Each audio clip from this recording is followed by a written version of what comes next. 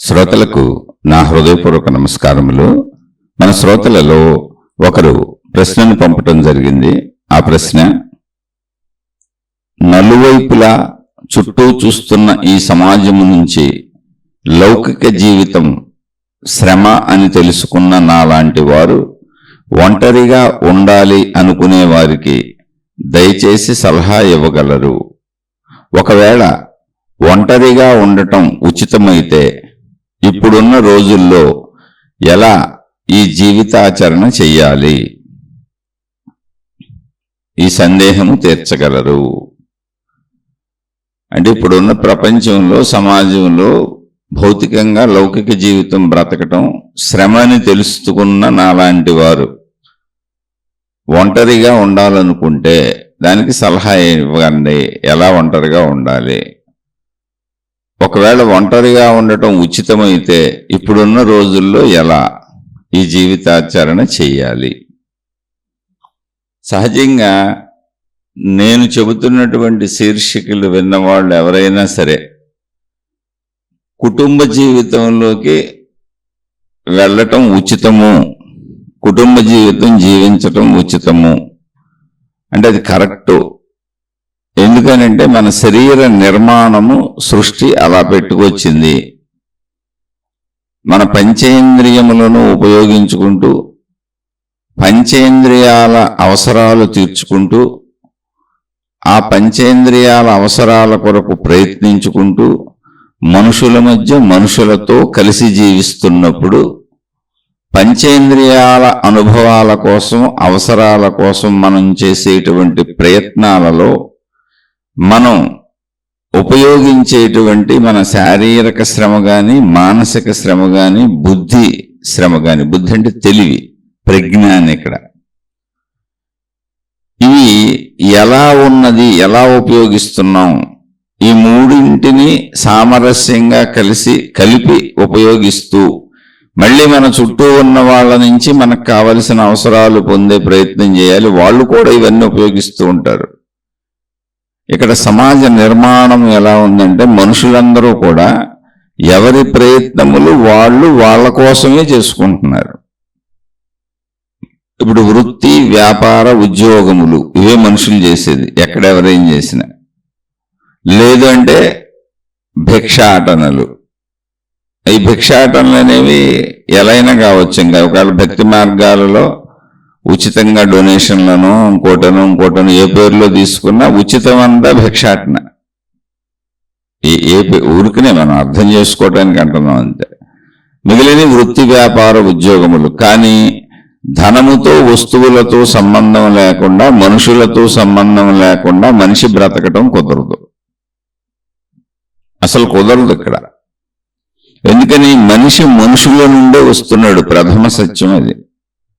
తల్లిదండ్రులు అనేటువంటి మనుషుల నుంచి మనుషులు వస్తారు. మనుషులందరూ కూడా వారి వారి ప్రయత్నములు చేసుకుంటూ ఉంటారు. ఎవరి స్థాయిలో వారు భిక్షాటనతో మొదలుకొని చిన్న చిన్న కూలీ పనుల నుంచి మొదలుకొని వృత్తి, వ్యాపార, ఉద్యోగములు చేసుకుంటూ తమ శరీర అవసరాలను తీర్చుకోవటానికంటే శరీర ఆకలి, శరీర ఇంద్రియముల ఆకళ్ళు. ఇంద్రియములు అంటే కంటికి చూడాలనిపిస్తుంది, చెవికి వినాలనిపిస్తుంది, ముక్కుకి వాసన చూడాలనిపిస్తుంది, నాలుకకు రుచి చూడాలనిపిస్తుంది, మొత్తం శరీరానికి తినాలనిపిస్తుంది, శరీరానికి స్పర్శలు తెలుస్తాయి, స్పర్శా సుఖములు పొందాలనిపిస్తుంది. ఇలా అనిపించే వాటిని తగినంతగా అంటే తన ప్రయత్నంలో తానుకు దొరికినంతగా తీర్చుకుంటూ మనుషులు జీవిస్తారు. అంటే ఇక్కడ ఈ విషయాన్ని రిపీటెడ్గా ఎందుకు చెబుతున్నాను అంటే ప్రతి మనిషి తన కోసమే జీవిస్తాడు. మనిషే కాదు, భూమి మీద సృష్టిలో అంటే మనకు కనపడుతూ వచ్చినది ఏదైనా అది తన కోసమే జీవిస్తుంది. ఇక్కడ జీవించటం అనేది ఏదైనా జీవము దానికోసమే జీవిస్తుంది. ఒక విత్తనం మొక్క అయిందనుకోండి, అది దానికోసం జీవిస్తుంది, అది దాని జీవితం. అది మన కోసం అది జీవించట్లా. మనకు నీడనిద్దామనో, మనకు పూలు ఇద్దామనో, మనకు పళ్ళు ఇద్దామనో, మనకు కాయలు ఇద్దామనో, లేదా మనకు ఆక్సిజన్ ఇద్దామనో, ఇదంతా దాని ఉద్దేశము కాదు. దోమైనా అంతే, చేమైనా అంతే, దేని జీవితం దానిది. కానీ సృష్టి నిర్మాణంలో అవన్నీ కూడా మన చుట్టూ ఉన్నాయి. అన్నీ కలిసిమెలిసి ఉండాలి. ఇక్కడ జంతువులు కూడా మనతోనే ఉన్నాయి. ఇక్కడ ఏంటంటే నొప్పింపక తానవ్వక, అటు మనుషుల మధ్య కానీ అటు ప్రకృతిలోని విషయాలు అంటే భౌగోళిక వాతావరణ పరిస్థితులు కూడా ఉన్నాయి. అవే ఆ వాతావరణమే బ్రతికిస్తుంది, ఆ వాతావరణమే చంపేస్తుంది. జాగ్రత్తగా ఉండాలి. ఎండలో ఇప్పుడు ఉదయపు ఎండలో తిరగాలి, ఎండ పడకపోతే శరీరం పాడైపోద్ది. అలానే నిత్యము ఎండలోనే మిట్ట మధ్యాహ్నం కూడా ఎండల్లోనే తిరిగితే మళ్ళీ అది ప్రమాదం అవుతుంది. అలా భౌగోళిక పరిస్థితులు అనేకం ఉన్నాయి. అంటే వీటన్నింటినీ గ్రహించుకుంటూ మనం అందులో ఒక మనిషి వాహనాన్ని డ్రైవ్ చేసుకుంటూ ట్రాఫిక్లో ఎలా వెళుతూ ఉంటాడో, తను ఎవరికైనా అడ్డం వస్తే ఆ అడ్డం వచ్చిన వాళ్ళకి దారినిస్తూ, అంటే తను ఎవరికి అడ్డం వచ్చాడు, అలాగే తనకు అడ్డం వచ్చిన వాళ్ళని తప్పించుకుంటూ తాను ఇతరులకు అడ్డం వెళ్లకుండా పక్క నుంచి వెళుతూ ట్రాఫిక్లో వెళ్ళిపోతుంటారు. రోజు మనుషులకు డ్రైవింగ్ అలవాటు, రోజు డ్రైవ్ చేస్తుంటారు. అలా జీవితాన్ని ఇక్కడే జీవితము జీవించటం ఉంది, ఇక్కడే ఇబ్బంది మరణము ఉంది. మరణం అయితే చివరిలో తప్పదు. జీవించడానికి సౌకర్యాలు ఇక్కడే ఉన్నాయి, అసౌకర్యాలు ఇక్కడే ఉన్నది. భౌగోళిక వాతావరణ పరిస్థితుల్లోనూ ఉన్నాయి, చుట్టూ సమాజంలో ఉన్నటువంటి జంతువుల నుంచి ఉన్నాయి, వృక్షములు ఉపయోగపడే ఉన్నాయి, ఉపయోగపడనివి ఎన్నో ఉన్నాయి. అన్నింటిలోంచి లాభ నష్టాలు ఉన్నాయి. ఇక మానవులే ఉపయోగపడతారు, మానవులే ఇబ్బంది పెడతారు. అయితే ఇక్కడ గ్రహించవలసిన విషయం ఏంటి? ఎందుకు మానవులే ఉపయోగపడతారు, మానవులే ఇబ్బంది పెడతారు? అన్నింటి నుంచి లాభము నష్టము రెండు ఎందుకు ఉన్నాయంటే, అనంత సృష్టిలో ఏది దానికది జీవిస్తున్నది, దానికోసం అది జీవిస్తున్నది. సృష్టి నడక దానంతట అది సాగుతున్నది.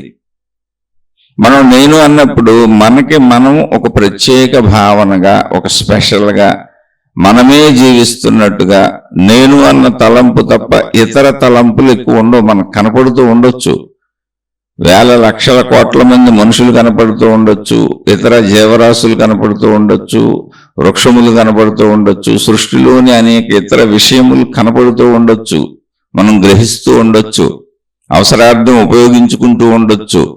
కానీ నేనన్న భావనే మనకి ఆధిక్యతలో ఉంటుంది. మన తలంపులన్నీ మన చుట్టూ మనకే తిరుగుతూ ఉంటాయి.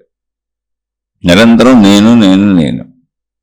ఆ నేనుకు సంబంధించినవి ఒక కుటుంబ వ్యవస్థగా తయారవుతుంది అంతే ప్రపంచంలో. అది అవసరం కనుక నేను, నాది, నా వాళ్ళు. ప్రథమం నేనే. మళ్ళీ ఈ నా వాళ్ళు కూడా నా సుఖభోగాల కోసమే. నావి అనేవి నేను ఏర్పరచుకునేవి కూడా నా సుఖభోగాల కోసమే. కాబట్టి మొత్తం నేనులోనే ఉంటుంది.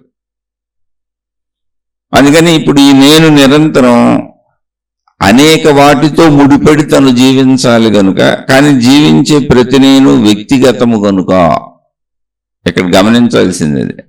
వ్యక్తిగతము అంటే నేనొక్కడనే ఉన్నాను, అనేక మంది ఉన్నారు, కానీ నేను ఒక్కడనే. ఇప్పుడు నా ఒక్కడికి సహకరించటం కోసం నా చుట్టూ అనేక మంది లేరు.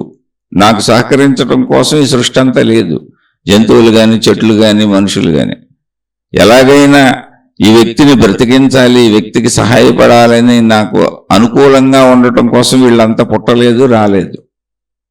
ఎవరి జీవితం వాళ్ళు జీవించుకుంటున్నారు. ఇది సృష్టి తత్వం. కానీ ఒక మనిషి బ్రతకాలి అంటే మొత్తం అన్నింటి మీద ఆధారపడి ఉండాలి. ముఖ్యంగా మనుషుల మధ్య బ్రతకాలి. ఇప్పుడు ప్రాపంచిక వ్యవస్థ అది. అంటే ఎవరో ఒకరు సహాయం చేయాలి, తక్కువనో ఎక్కువనో ఏదైనా కానివ్వండి. ఏమి చేయం, ఏమి వద్దు, భిక్షాటన చేసుకోవాలి. లేదు ఏమి వద్దు, కుటుంబ వ్యవస్థలోకి వెళ్ళను, భిక్షాటన కూడా చేయను, కానీ ఏదో ఒకటి చేయాలి. వృత్తి, వ్యాపార, ఉద్యోగం చిన్నదాన్న చేసుకొని ఏకాకిలా అన్న బతకాలి ఏదో ఒక మూల. ఏదైనా చేయాలి. ఇప్పుడు చాలా మంది కుటుంబాలు వదిలిపెట్టేశారు, సన్యాసం తీసుకుంటారు. అనేక మతాలలో ఈ విధానం ఉంది.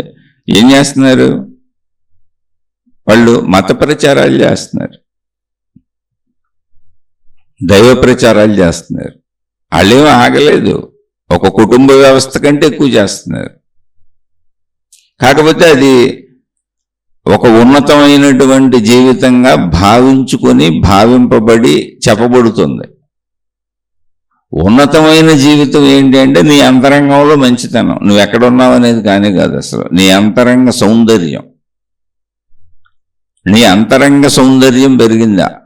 సౌందర్యం అంటే మంచితనం పెరిగిందా? నీ అంతరంగంలో, నీ హృదయంలో సున్నితత్వం, సుకుమారత్వం, వినయం, మంచితనం, ప్రేమ, అభిమానం, చక్కటి పొందికతో కూడినటువంటి సద్బుద్ధి, అత్యాశలు పోయి, దురాశలు పోయి, చెడంతా పోయి సంతృప్తిగా జీవించే జీవన విధానం, ఇతరులకు మేలు చేసేటువంటి అద్భుతమైన భావన, ఇటువంటివన్నీ అంతరంగంలో ఉన్నాయా?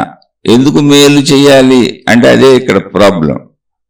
ఎందుకు మేలు చేయాలంటే మనుషులందరూ మనుషుల మధ్యనే మనుషులతో కలిసిమెలిసి జీవించవలసిన విధముగా శరీర నిర్మాణములు ఉన్నాయి, స్త్రీ పురుషుడు. అంటే మనం ఒక్కరి గురించి ప్రత్యేకంగా మాట్లాడుకోకూడదు. ఒకవేళ మాట్లాడుకోవాల్సి వచ్చినా ఇప్పుడు ప్రశ్న అడిగిన ఆయన చెప్పింది 2 లైన్లు. ఆ సోదరుడు 2 లైన్లే అడిగారు ప్రశ్న. ఏంటి? ఈ ఇప్పుడు ప్రస్తుతం ఉన్న నేటి సమాజంలో లౌకిక జీవితం అంటే భౌతిక జీవితం, శ్రమని తెలుసుకున్న నాలాంటి వాళ్ళు ఒంటరిగా ఎలా జీవించాలి అని. మిగిలిన వారి గురించి మనకేం తెలియదు. అసలు వివాహం అయిందా లేదా తెలియదు, వాళ్ళు వృత్తి వ్యాపార ఉద్యోగాలు చేస్తున్నారా లేదా తెలియదు, ఎందుకు శ్రమ అనిపిస్తుందో తెలియదు, లౌకిక జీవితం కష్టమని అసలు ఎందుకు అనిపిస్తుందో తెలియదు, వారి గురించి ఏ వివరములు తెలియదు మనకి. పూర్తి వివరాలు తెలిసినప్పుడు ఇంకోళ్ళు చెప్పచ్చు, అంటే ఆ సమస్యను బట్టి మాట్లాడుకోవచ్చు. కానీ సహజంగా జీవితం శ్రమని అందరూ అనుకుంటారు.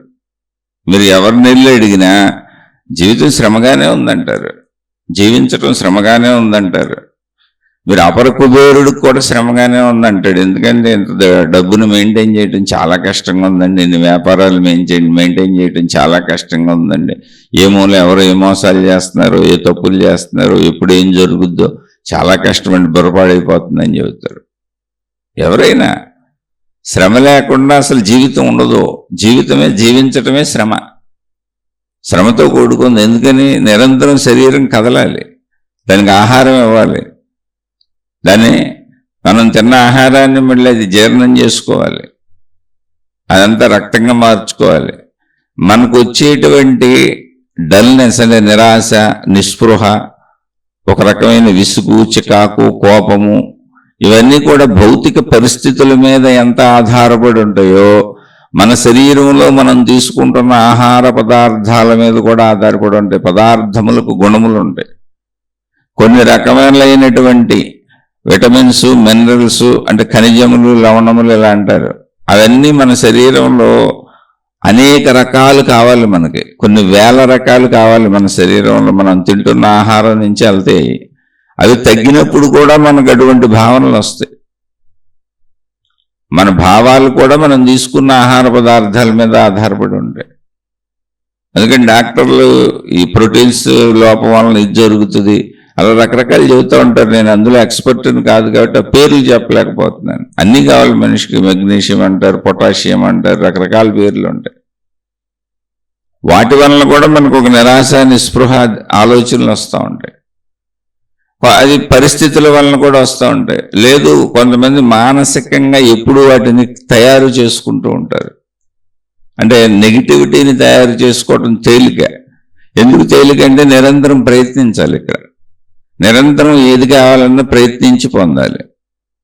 ప్రయత్నం ఎప్పుడు ఇబ్బందిగానే ఉంటుందిగా, కష్టంగా ఉంటుందిగా, కష్టపడకుండా దొరకదు ఏది. చక్కగా ఏ కష్టం లేకుండా అన్నీ దొరుకుతాయి అనుకోండి, ఎంత హాయిగా ఉంటుంది. అసలు ప్రయత్నించకుండా ఎంత హాయిగా ఉంటుంది. అందరూ తక్కువలో ఎక్కువ కావాలని కోరుకుంటూ ఉంటారు. చూడండి, ఇప్పుడు ఉద్యోగ ప్రయత్నాలు చేస్తున్నాం అనుకోండి, ఎక్కువ జీతం వచ్చే ఉద్యోగం కావాలని ట్రై చేస్తారు అందరూ. వృత్తి వ్యాపార ఉద్యోగాలకు వెళ్తున్నారనుకోండి, ఎక్కువ లాభం వచ్చే చేద్దాం అనుకుంటాం. ఎవరైనా అంతే, ఎక్కువను ఆశిస్తాం. ఎక్కువ ఎలా వస్తుంది? ఎంత ఎక్కువ కష్టపడితే అంత వస్తుంది. కానీ ఎవరికో వచ్చినట్టు మనకు కనబడతా ఉంటుంది. దూరపు కొండలు నునుపు అంతే, ఏం లేదు. అలా అనిపిస్తుంది. దేని కష్టం దానికి ఉంటుంది. ప్రతి దాంట్లోనూ కష్టం ఉంటుంది. కష్టం లేకుండా ఇక్కడ ఏమి ఉండదు. మన భావనలో అలా అనిపించవచ్చు. కానీ ఎంత ఒంటరిగా ఉందాం అనుకున్నా ఏం చేస్తాం అసలు అంటున్నా. ఒంటరిగా ఉండటం అనేది ఒక మనిషిగా వచ్చేసినాక ఉండొచ్చు ఒంటరిగా. ఒంటరిగా అంటే ఏంటి? మనుషులు లేకుండా, మనుషుల మధ్య ఉండి ఏకాంతముగా ఉండాలి. అదే ఆధ్యాత్మికత.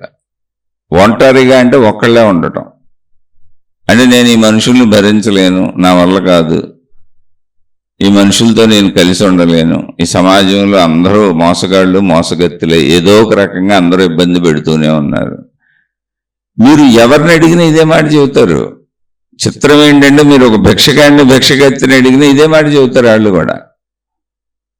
అదేంటి భిక్షగత్తిని అడిగితే ఇదే మాట చెబుతున్నారా? ఎందుకు చెబుతారు? మనం భిక్షేస్తున్నాం కదా, మన ఎందుకు అంటారు అంటే భిక్షగాళ్ళు కొట్టుకుంటారు.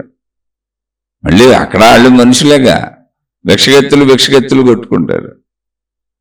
అందుకే ముందే చెప్పాను నేను, మనిషి కాదు సృష్టిలో ఉన్న ఏదైనా తన జీవితాన్ని జీవించడానికి వచ్చింది. జీవము జీవి రూపం ధరించింది, ఇండివిజువల్ లైఫ్ జీవించడానికి వచ్చింది. కానీ అది సృష్టి నిర్మాణంలో సామూహికంగా కనపడుతుంది. జీవించేటప్పుడు ఆ జాతులన్నీ ఆ జాతుల సమూహాల మధ్య జీవిస్తూ ఉంటాయి. కానీ జీవితం దేనికి అదే. ఎవరి శరీరం ఆడది, ఎవరి మనసు ఆడది, ఎవరి బుద్ధి ఆడది, ఎవరి ఆలోచన ఆడది, ఎవరి ప్రాణశక్తి ఆడది, ఎవరి జీవితం ఆడది, ఎవరి పుట్టుక ఆడది, ఎవరి మరణం ఆడది, ఎవరి ఆకలి ఆడది, ఎవరి దప్పిక ఆడది, అన్నీ ఎవరి ఆడయే. ఈవెన్ సొంత కుటుంబ సభ్యులైనా వాళ్ళ గురించి మనకు తెలీదు. వాళ్ళకి ఆకలి వేసినప్పుడు వాళ్ళు తింటారు, వాళ్ళకి దాహం వేసినప్పుడు వాళ్ళు తాగుతారు. మనకు దాహం వాళ్ళకి దాహం ఒకసారి రాదు. ఇది ఎలా ఉండదో మిగిలినన్నీ అలాగే ఉండవు. ఈ సత్యమును తెలుసుకోవాలి ముందు. అప్పుడు ఒంటరిగా జీవించటం కాదు. ఒంటరిగా జీవించటం అంటే ప్రజలను భరించలేక, మన చుట్టూ ఉన్న మనుషులను భరించలేక. అదే విషయం చెప్పారు సోదరుడు. నేటి సమాజంలో లౌకిక జీవితం శ్రమ అని తెలుసుకున్నా. శ్రమ అంటే మన మనసు డబ్బు సరిపోలేదని చెప్పింది అనుకోండి, శ్రమ అనిపిస్తుంది. ఎంత కష్టపడినా నాకు రావట్లేదని. ఎంత కష్టపడినా నాకు రాకపోవటం ఏంటి? ఇక్కడ భిక్షగాళ్ళకు కూడా వస్తుందిగా, భిక్షగాళ్ళకు కూడా దొరుకుతుంది కదా, బ్రతుకుతున్నారు కదా.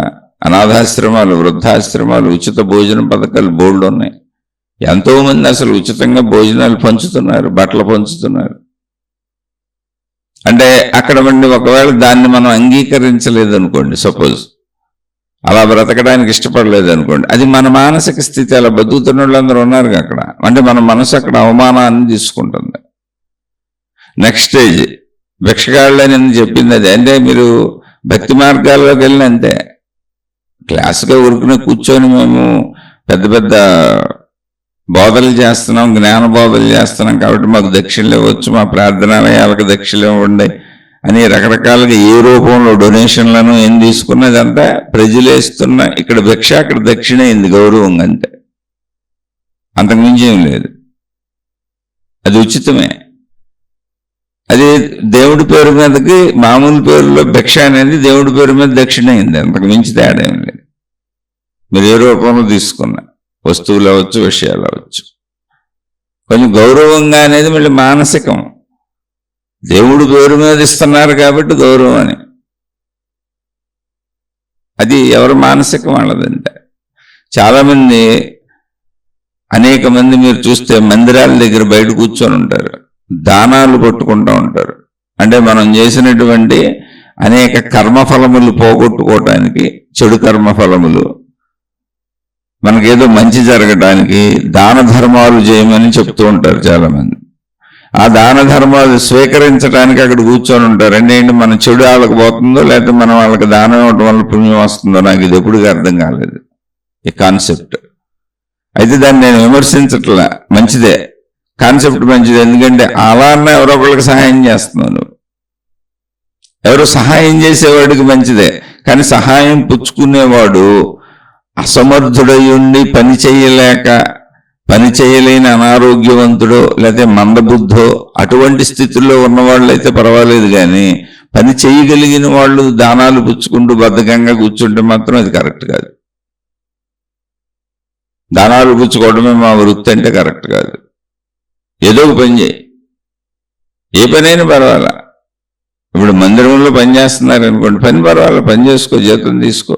ఏదో భక్తులు వస్తారు, ఆశీర్వదించు, దక్షిణ తీసుకో. వృత్తి చేస్తున్నావు నువ్వు. ఆ వృత్తికి సంబంధించిన విధానం పద్ధతులు నడుస్తూ ఉంటాయి. అలా కాకుండా ఏదో ఒకటి ఉచితంగా దేవుడి పేరు చెప్పి ఊరుకుని కూర్చొని 4 మాటలు చెప్పి 4 ఉపన్యాసాలు చెప్పి మహిమలు మాయలు అద్భుతాలు చెప్పి అప్పుడు తీసుకున్నా దాని దక్షిణ అన్నా డొనేషన్ అన్నా భిక్ష లాంటిదే, పదం మారింది అంతే దేవుడి పేరు మీద. మళ్ళీ అక్కడే దేవుడి పేరు మీద వృత్తులు చేసేవాళ్ళు ఉన్నారు, జీతాలు పనిచేసి జీతాలు తీసుకుంటారు, అది తప్పు కాదు, తీసుకోవచ్చు. అంటే ఇదంతా ఎందుకు చెబుతున్నాను అంటే తప్పు రైట్లు చెప్పేసి గనుండి అసలు నేను కానే కాదు. మానవ జీవితం మానవుల మధ్య ఉంటుంది. ఇప్పుడు భిక్షక వృత్తి అంటే ఏంటి? యాచక వృత్తి.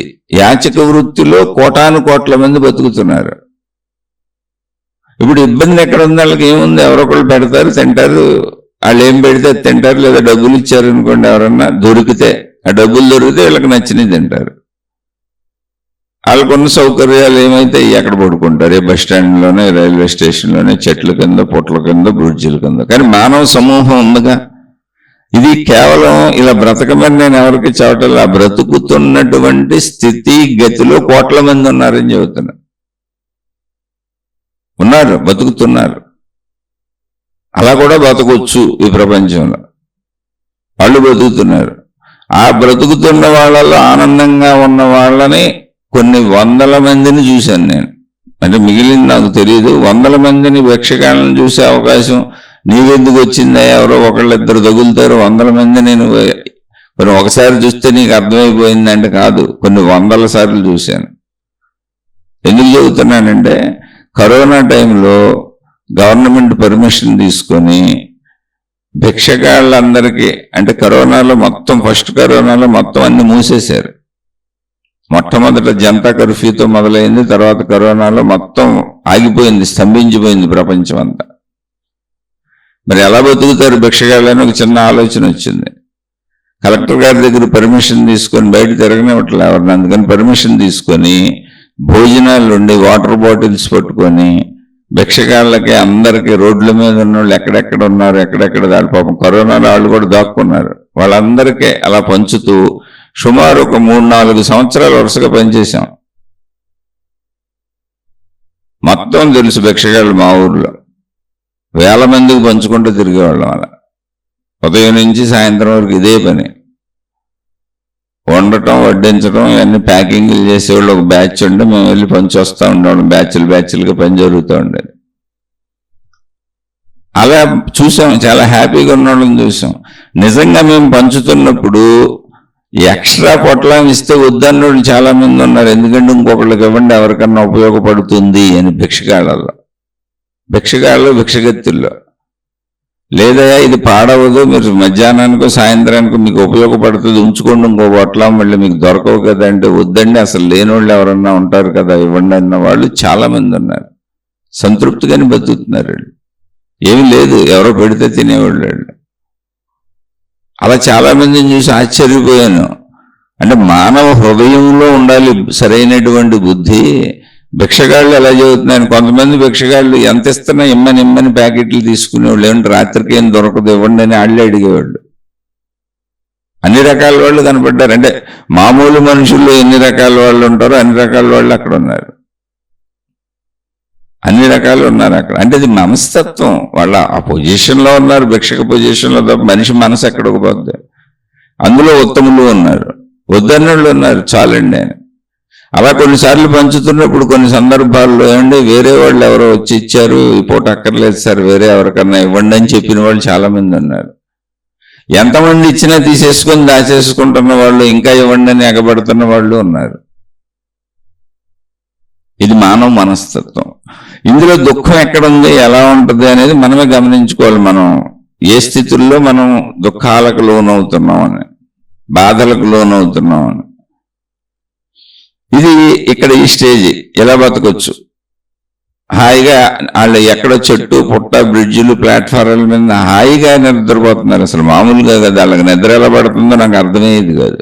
అలా నేను 3-4 సంవత్సరాలు తిరిగాను. మేము తిరిగేదంతా ఒకే ఊరు, ఒకే చోట, కొంచెం ప్రాంతాలు వైడ్గా తిరగటం, రెగ్యులర్గా వాళ్ళే తగులుతారు ఎక్కువ మంది. కాబట్టి నాకు చాలా బాగా అర్థమయ్యారు వాళ్ళు.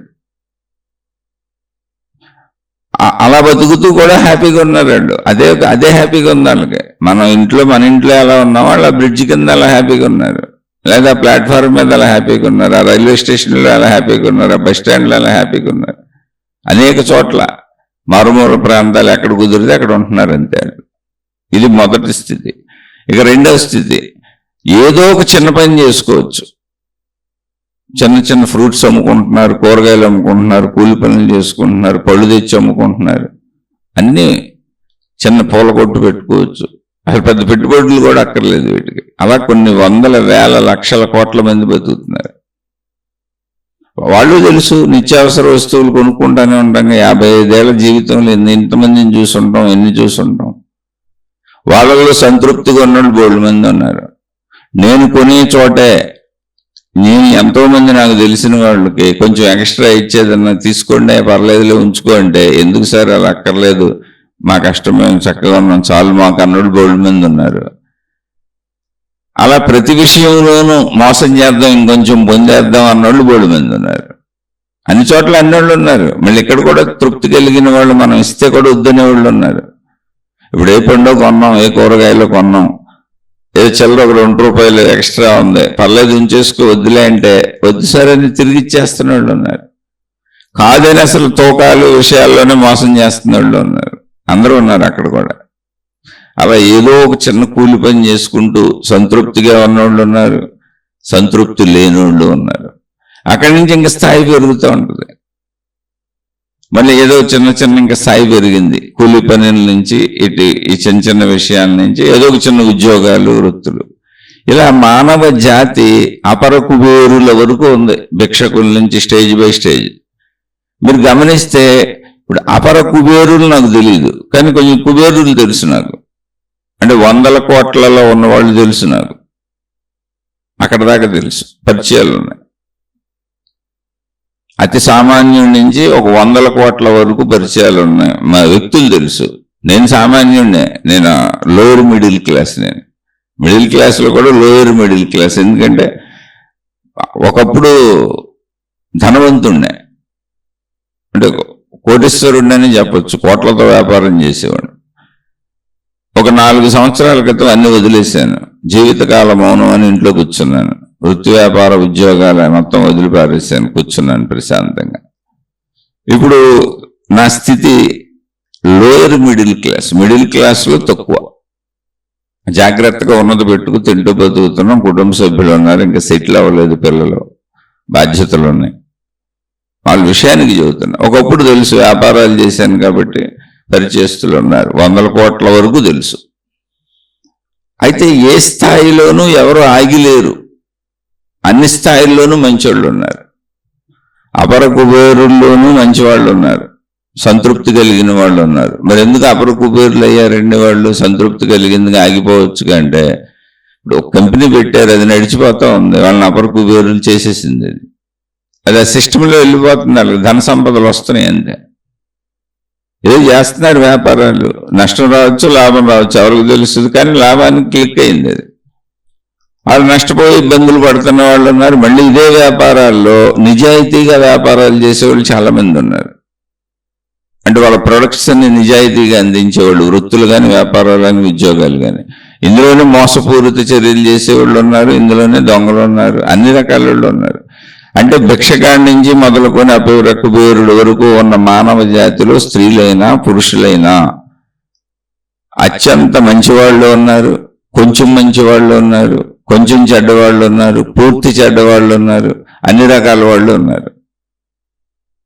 ఇది ఈ సమ్మేళనం, అంటే ఈ మిశ్రమ సమ్మేళనం ఏదుందో ఇది మానవ సమూహం, దీని మధ్య బతకాలి. ఇందులో బయట వాళ్ళు ఎలా ఉన్నారు అంటే జాగ్రత్తగా గమనించాలి. ఇప్పుడు బయట ముళ్ళ చెట్లు ఉన్నాయి, బయట బోళ్ళు ముళ్ళ చెట్లు ఉన్నాయి. ఇప్పుడు మనం రోడ్డు మీద వెళ్తుంటే గుంటలు ఉంటాయి, రోడ్డు సరిగ్గా ఉండదు, రాళ్ళు రప్పలు ఉంటాయి, అనేక ఇబ్బందులు ఉంటాయి. కానీ మనం అవన్నీ నాకేదో బాధ కలిగించింది అనుకోని పక్క నుంచి వెళ్ళిపోతుంటాం. రోడ్డు మీద తిరగటం అయితే ఆపంగా రోడ్డు మీద వెళ్ళాలిగా మనం, లేదా కాసేపు విసుక్కుంటూ వెళ్ళిపోతుంటాం. కానీ రోడ్డు మీద ప్రయాణం ఆపంగా, రోడ్డు మీద ప్రయాణం ఆపం, రోడ్డు మీద నడవాలి.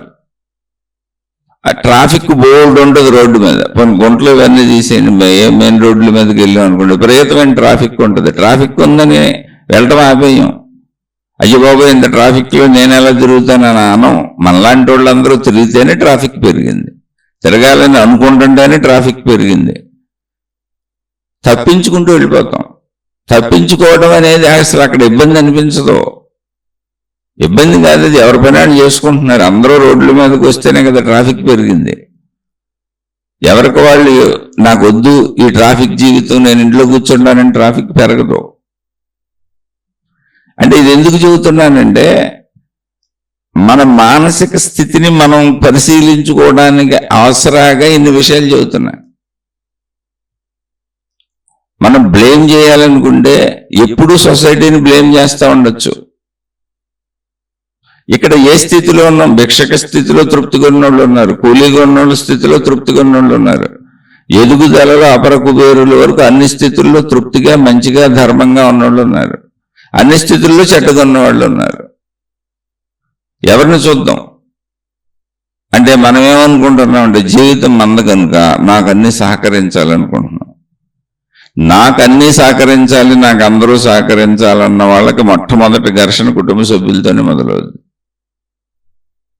ఎందుకని?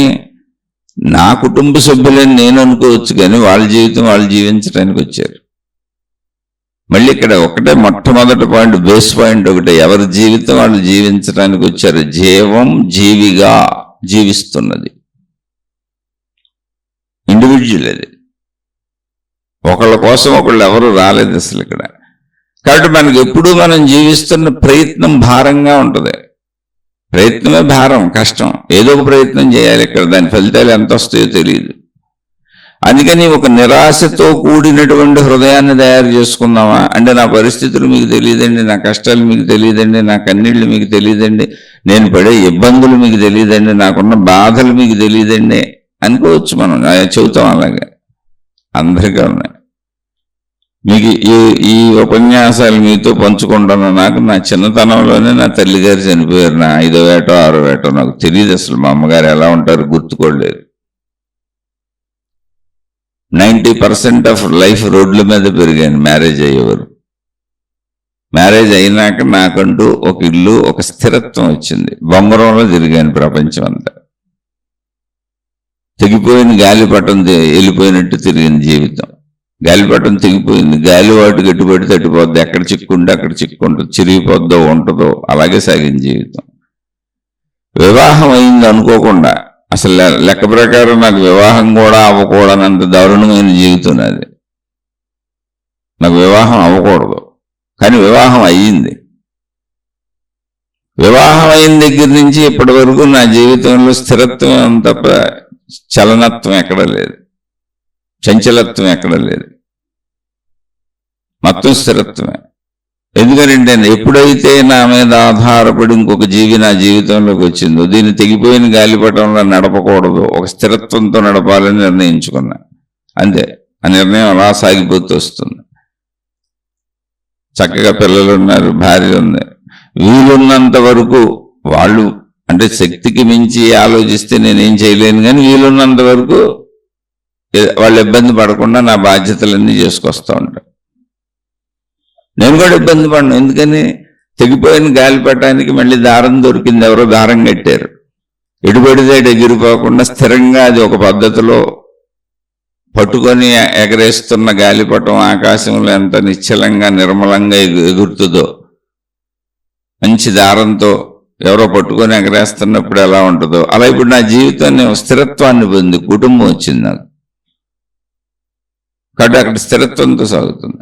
ఇందులో కుటుంబం వచ్చింది కదా అంటే, ఇప్పుడు వీళ్ళందరూ నా కోసం బతికి స్థిరత్వం తెచ్చారా? కాదు. నా భార్య తన కోసం తాను బతకడానికి ఒక భర్త అవసరంగా భర్తను తీసుకుంది. నా కోసం నేను బతకడానికి ఒక భార్యను తీసుకున్నా. వాళ్ళ కోసం వాళ్ళు బతకడానికి జీవులు ఉద్భవించారు, జీవం జీవిగా వచ్చింది, పిల్లలు వచ్చారు. సరే, తల్లిదండ్రుల కర్తవ్యం కాబట్టి మనం చేసుకుంటూ వెళ్తాం. ఇది మనం ఏర్పరచుకున్న వ్యవస్థ. ఇక్కడ ఇబ్బందులు అంటే ఏంటి ఈ లౌకిక ప్రపంచంలో అంటే అసలు ఇబ్బంది లేకుండా ఎక్కడ ఉంటుంది? జీవించటమే ఇబ్బంది, ఊపిరి పీల్చడమే ఇబ్బంది, కాలకృత్యాలు తీర్చుకోవటమే ఇబ్బంది, పడుకొని లేవటమే ఇబ్బంది. ఎందుకని? సౌకర్యాలు కావాలి. పడుకున్నప్పుడు సరైన గాలి లేదనుకోండి, ఉక్కపోస్తుంది, నిద్ర పట్టదు. దోమలు కొడుతున్నాయి అనుకోండి, నిద్ర పట్టదు. పడుకోవడానికి సరైన ప్రదేశం లేదనుకోండి, సెక్యూర్డ్గా లేదనుకోండి, నిద్ర పట్టదు. ఇలా ఎన్నో ఉంటాయి. కాబట్టి ఒంటరి అంటే మనుషుల నుంచి పారిపోవటం. ఏకాంతము, మౌనము, నిశ్శబ్దము అంటే ఏకాంతము అంటే ఆధ్యాత్మికత, పూర్ణత. మనుషుల మధ్య ఉంటావు, మనుషులతోనే ఉంటావు, కానీ మనుషులతో అన్నీ చేస్తూ ఉంటావు, మనుషుల మధ్య ఉంటావు, కానీ జీవితం అలాగే ఉంటుందని తెలుసు కనుక ఏకాంతంగా ఉంటావు. దేన్ని అంటుపెట్టుకో, కానీ అన్నీ అక్కడే ఉంటావు. తామరాకుపై నీటి బొట్టులా దాంతోనే ఉంటావు, దాంతో కలిసే ఉంటావు, కానీ లోపల బాధించేది ఉండదు. ఏకాంతం అంటేది అంటుపెట్టుకున్నప్పుడు బాధించేది ఉంటుంది, బంధము ఉండేది. అదే ఆధ్యాత్మిక జ్ఞానం చెప్పేది. ఆధ్యాత్మిక జ్ఞానం అనేది ఒక సత్యత. మనిషి యొక్క స్వరూప స్వభావములను బట్టి మనిషి ఎలా ఉండవచ్చు అనేటువంటి సత్యాన్ని ఆధ్యాత్మిక చెబుతుంది. అది నీళ్ళు చేతిలోనే ఉంది. నువ్వు ఇలా కూడా ఆలోచించవచ్చు, ఇలా కూడా ఉండవచ్చు. నువ్వు ఇలాగే ఆలోచించి సుఖదుఖములుగా లోనవ్వక్కర్లా. అది నీ ఆలోచన సరళిలో ఉంది. ఆలోచన సరళిని మార్చుకొని నువ్వు ఇలా కూడా ఉండొచ్చు, కానీ దానికి కొంచెం ప్రాక్టీస్ చేసుకోవాలి, సాధన చేసుకోవాలి. అనుకున్నంత ఈజీ కాదు. ఎందుకంటే పాత మనసుకి వేరే అలవాట్లు చేయటం వల్ల కదా అది నిరాశ, నిస్పృహ, దుఃఖం, బాధకు లోనవుతుంది. ఇప్పుడు కొత్త మనస్సు సృష్టించుకోవాలి. అది జ్ఞాన మనస్సు, ఆధ్యాత్మిక మనస్సు. అయితే అదేమైనా సృష్టించుకోవడం కష్టమా, లేకపోతే అది ఒక అభూత కల్పన అంటే కాదు, అది సత్యత్వమే. ఎవరి జీవితం వాళ్ళు జీవించడానికి వచ్చిన వాళ్ళందరూ అసలు నాకు సహకరించాలనుకోవటమే పెద్ద తప్పు. ఎవరి జీవితం వాళ్ళు జీవించడానికి వచ్చారని నీకు అర్థమైంది కనుక, అది సత్యము కనుక వీలైతే నువ్వు సహకరించు వాళ్ళకి. ఎందుకని నువ్వు నీ చేత సహకారం పొందిన వాళ్ళందరూ నీకు సహకరిస్తారు. నేనే ఎక్కడ సహకరిస్తానండి, అసలు నాకు స్థితి ఏముంది, గతి ఏముంది, నేను సహకరించలేను అనే మనం అనొచ్చు. మరి దానికి ఉంది ఏంటంటే నిజంగా రియల్గా జరిగింది. భోజనాలు పంచేటప్పుడు భోజనం ప్యాకెట్లు పంచుతుంటే రోజు ఒక రిక్షా అతను రోజు అంటే మా స్నేహితుడు ఒక ఆయన వాళ్ళ షాపు దగ్గర పంచుతూ ఉండేవాడు భోజనాల ప్యాకెట్లు.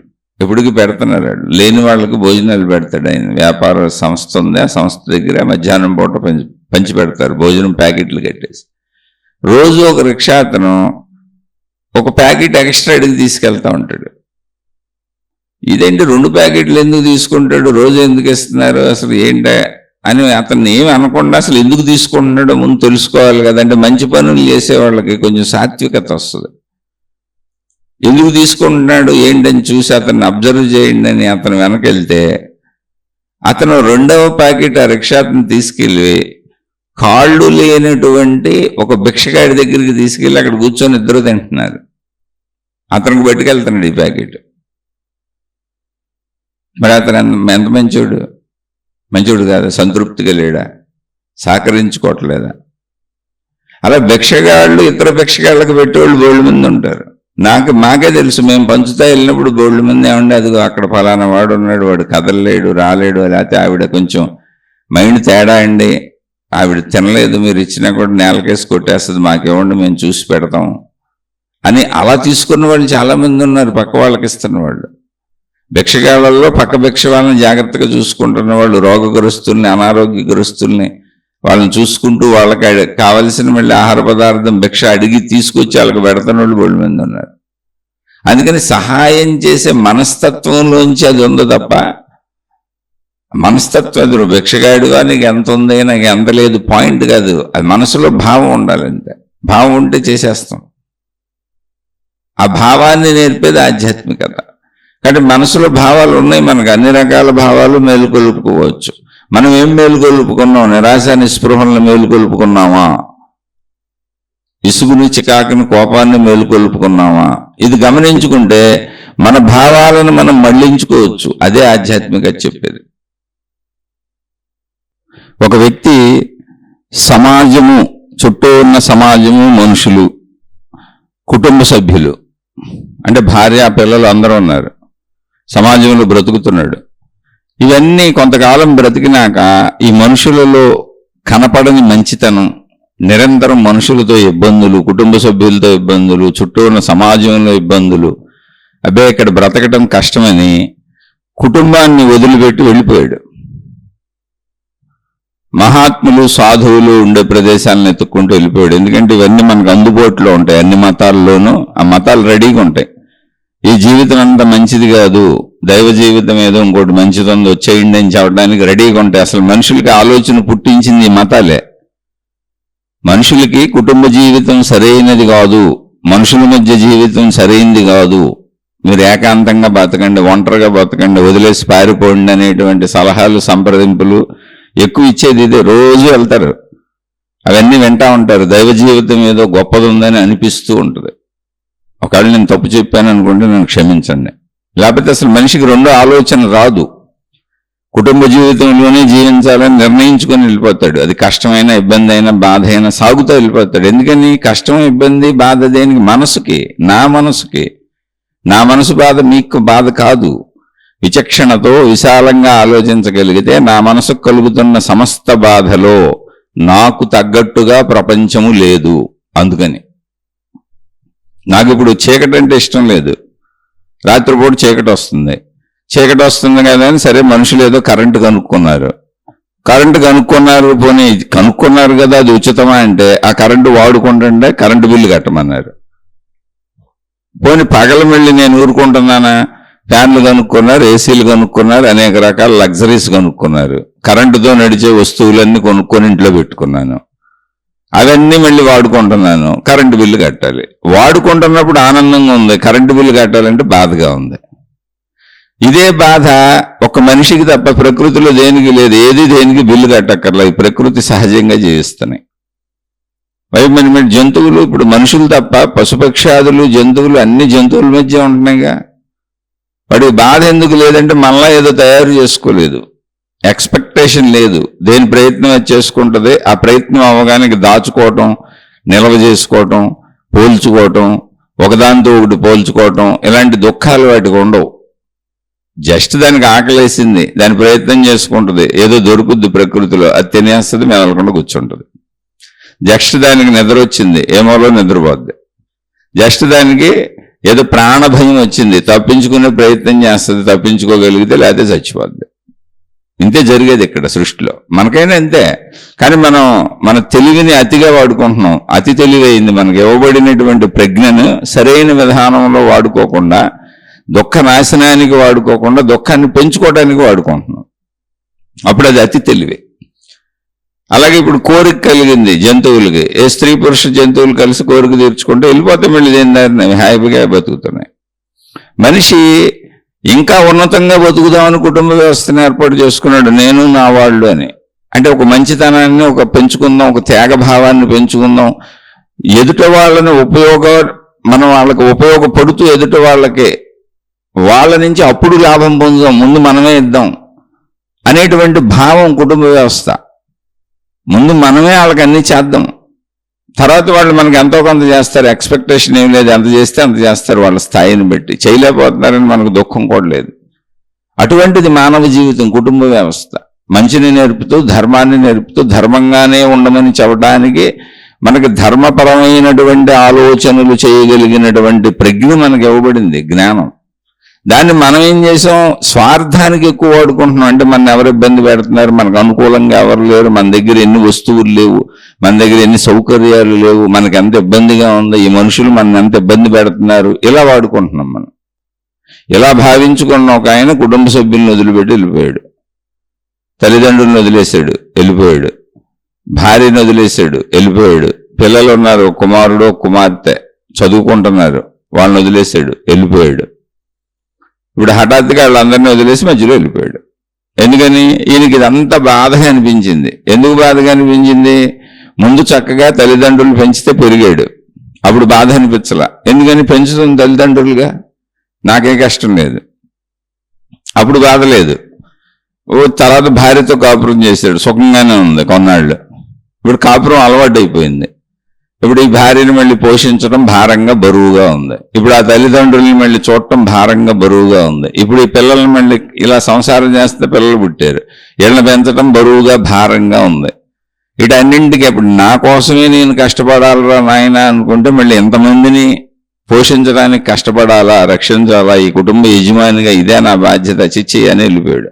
ఎందుకని ప్రపంచం అంతా తనకు సహకరించట్లేదు అని వెళ్ళిపోయాడు. పాపం వెళ్ళిపోయి చక్కగా వీళ్ళు మన వాళ్ళు రెడీగా ఉంటారు, ఎవరు వదిలేసి వస్తారా, ఎక్కడ దొరుకుతారా అని కుటుంబాలు వదిలిచ్చేసి వాళ్ళని ఎలాగైనా జీవితాలు వదిలిచ్చేసి ఈ మతంలోకి లాగేసుకుందాం, మా మార్గంలోకి లాగేసుకుందాం, ఎందుకంటే మా గేట్ కాడ వాచ్మెన్లు లేరు, మాకు సేవలు చేసేవాళ్ళు లేరు, వాళ్ళకి ఏదో డ్రెస్సులు వేసేసి గుళ్ళు కొట్టిచ్చేసి రకరకాల డ్రెస్సులు వేసేసి సాధువులు సన్యాసులను చేసేసి ఫకీరులను చేసేసి ఏ మతాచారం అయితే అది.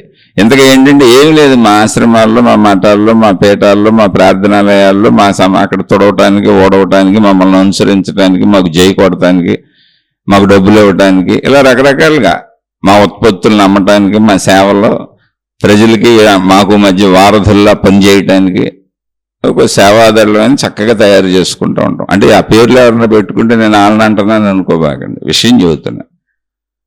అలా ఎప్పుడో రెడీగా ఉన్నాయి. అవి అలా ఉండటం వలన, ఇవి చదవటం వలన వీళ్ళకి వెళ్ళిపోవాలనిపిస్తుంది. అసలు విషయం అది. రెండవ ఆప్షన్ అక్కడికి ఎవరు చూపించకపోతే మొదటి ఆప్షన్లోనే అందరూ కూర్చునేవాళ్ళు.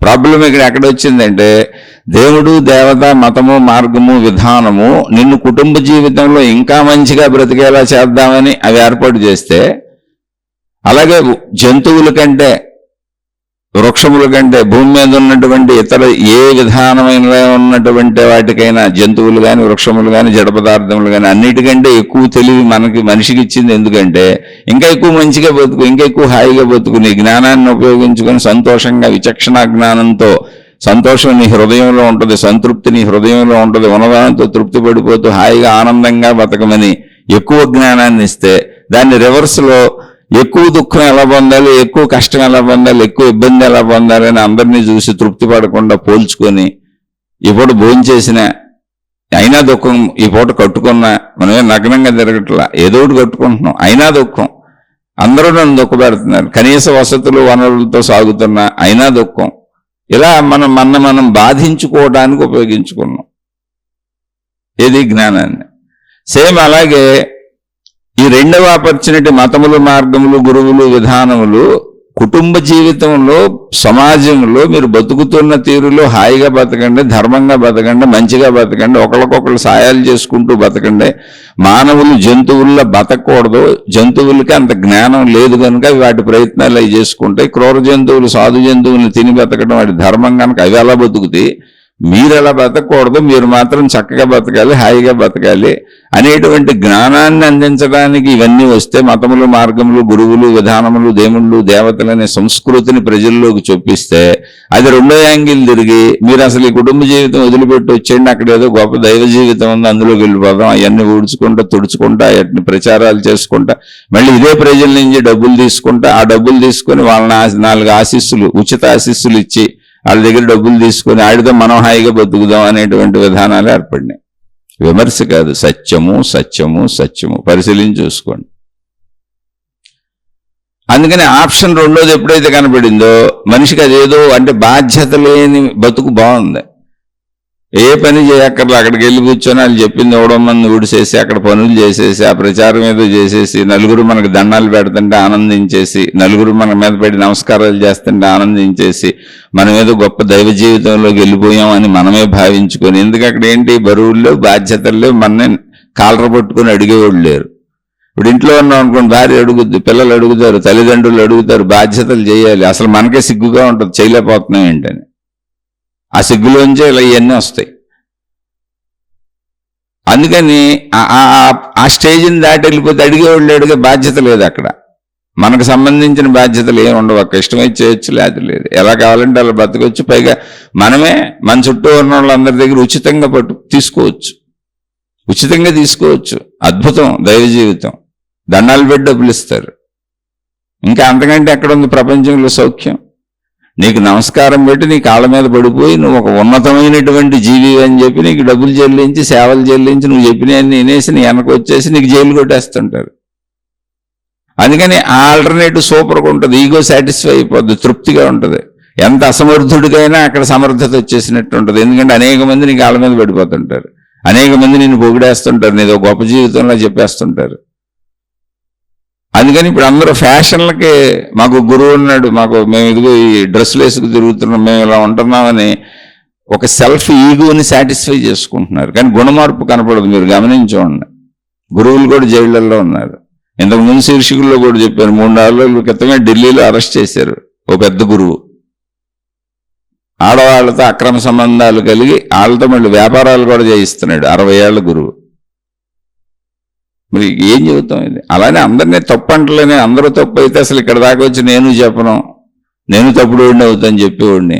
నేను అసలు ఇక్కడ దాకా వచ్చి మాట్లాడుతున్నానంటే ఎంతోమంది మంచోళ్ళు ఉన్నారు, మతాలు మంచివే, మార్గాలు మంచివే, గురువులు మంచోళ్ళు, దేవుళ్ళు మంచోళ్ళు, భౌతికం మంచిదే, జీవితం మంచిదే, శరీరం మంచిదే, మనసు మంచిదే, బుద్ధి మంచిదే, మన చుట్టూ ఉన్న మనుషులు కూడా మంచోళ్లే, అందరూ మంచోళ్ళు. అంత మంచివాడు, సూర్యుడు మంచోడు అందుకే వెలిగిస్తున్నాడు, భూమి మంచిది అందుకే బ్రతకనిస్తుంది, చెట్లు మంచివి అందుకని మనం బ్రతకడానికి అవసరమైన ఆక్సిజన్ ఆహార పదార్థాలు ఇస్తున్నాయి, నీరు మంచిది అని మనం తాగితే దాపిక తీర్చి బతికిస్తుంది. ఇక్కడ మనకు ఉపయోగపడంది ఇది, కానీ మనకు ఆ ఉపయోగం సరిపోవట్లా, ఇంకా కావాలి, ఇంకా కావాలి, అన్ని మనకు వచ్చేయాలి, అందరూ మన మాట వినేయాలి, అందరితో పోల్చుకొని అంతకంటే బాగా బతకాలి. అరే భిక్షకుడు హాయిగా బతుకుతున్నాడు అంటే ఎక్కడుంటే అక్కడ హాయిగా బతకడం నేర్చుకోవటమే మనిషిలో ఉన్న జ్ఞాన సంపద. సంతృప్తి, తృప్తి అనేది నువ్వు ఉన్న స్థానం, అది నువ్వు కలిగించుకోవాలి అంతరంగంలో. అంతే తప్ప సమాజం తప్పు, సమాజం తప్పు, సమాజం తప్పేంటి, సమాజం తప్పేంటి, మనలాంటి వాళ్ళే సమాజంలో ఉన్నారు. దొరకలేడు దొంగలయ్యారు, ఏమీ దొరకలేదు దొంగ అయ్యాడు.